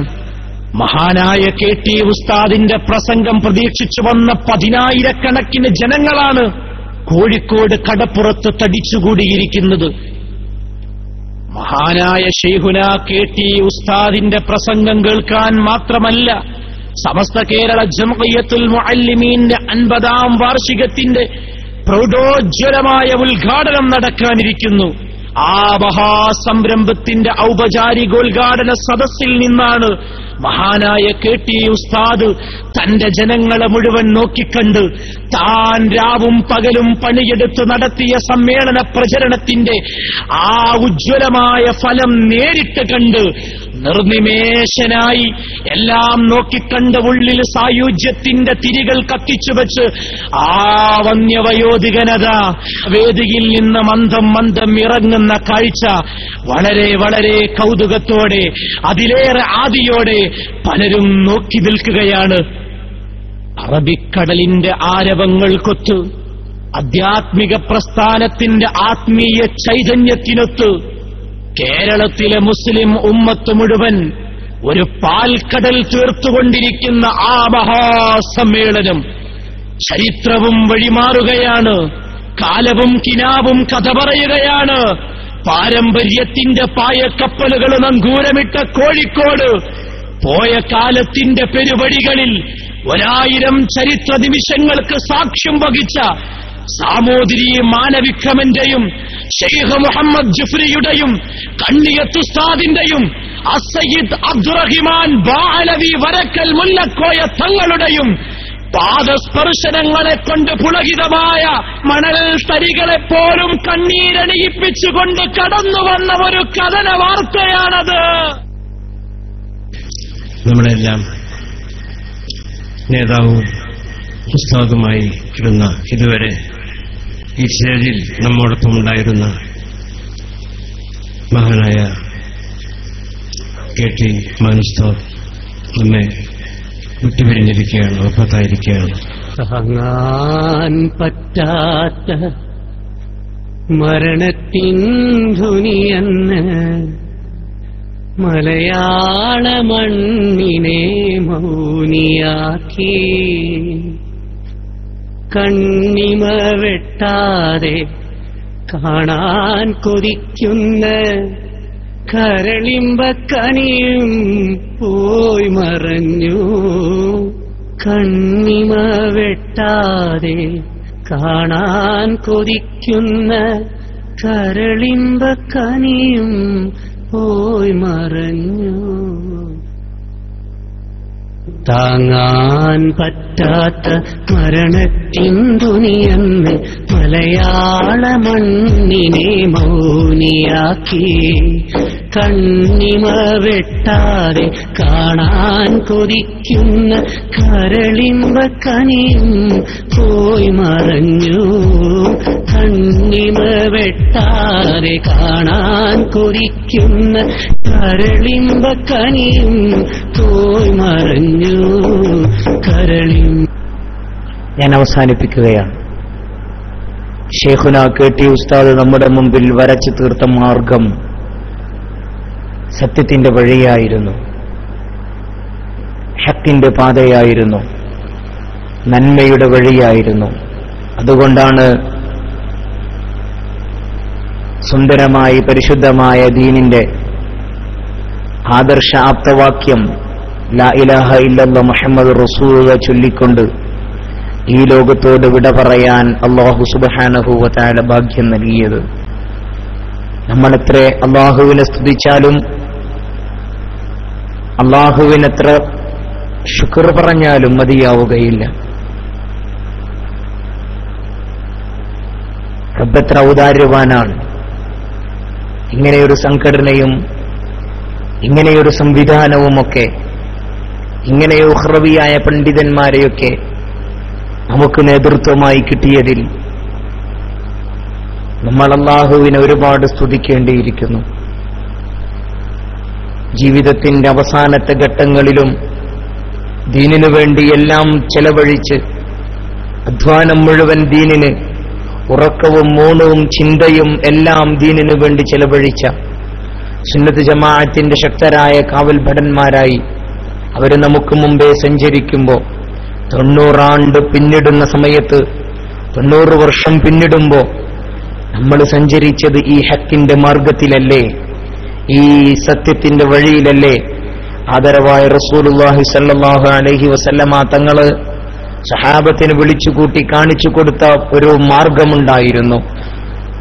ഒരു വലിയ വര വരച്ചുകൊണ്ട്, നേരെയുള്ളൊരു വര വരച്ച് അതിന് ചുറ്റുഭാഗത്തും അതിന് തൊട്ടപ്പുറത്തായി ഒരുപാട് വരകൾ വരച്ചുകൊണ്ട് നടുവിലുള്ള വരയെ ചൂണ്ടിക്കൊണ്ട് മുത്തുനബി സല്ലല്ലാഹു അലൈഹി വസല്ലമ തങ്ങൾ പറഞ്ഞ പ്രഘോഷണം, അതാണ് അഹ്ലുസുന്നത്തി വൽ ജമാഅ.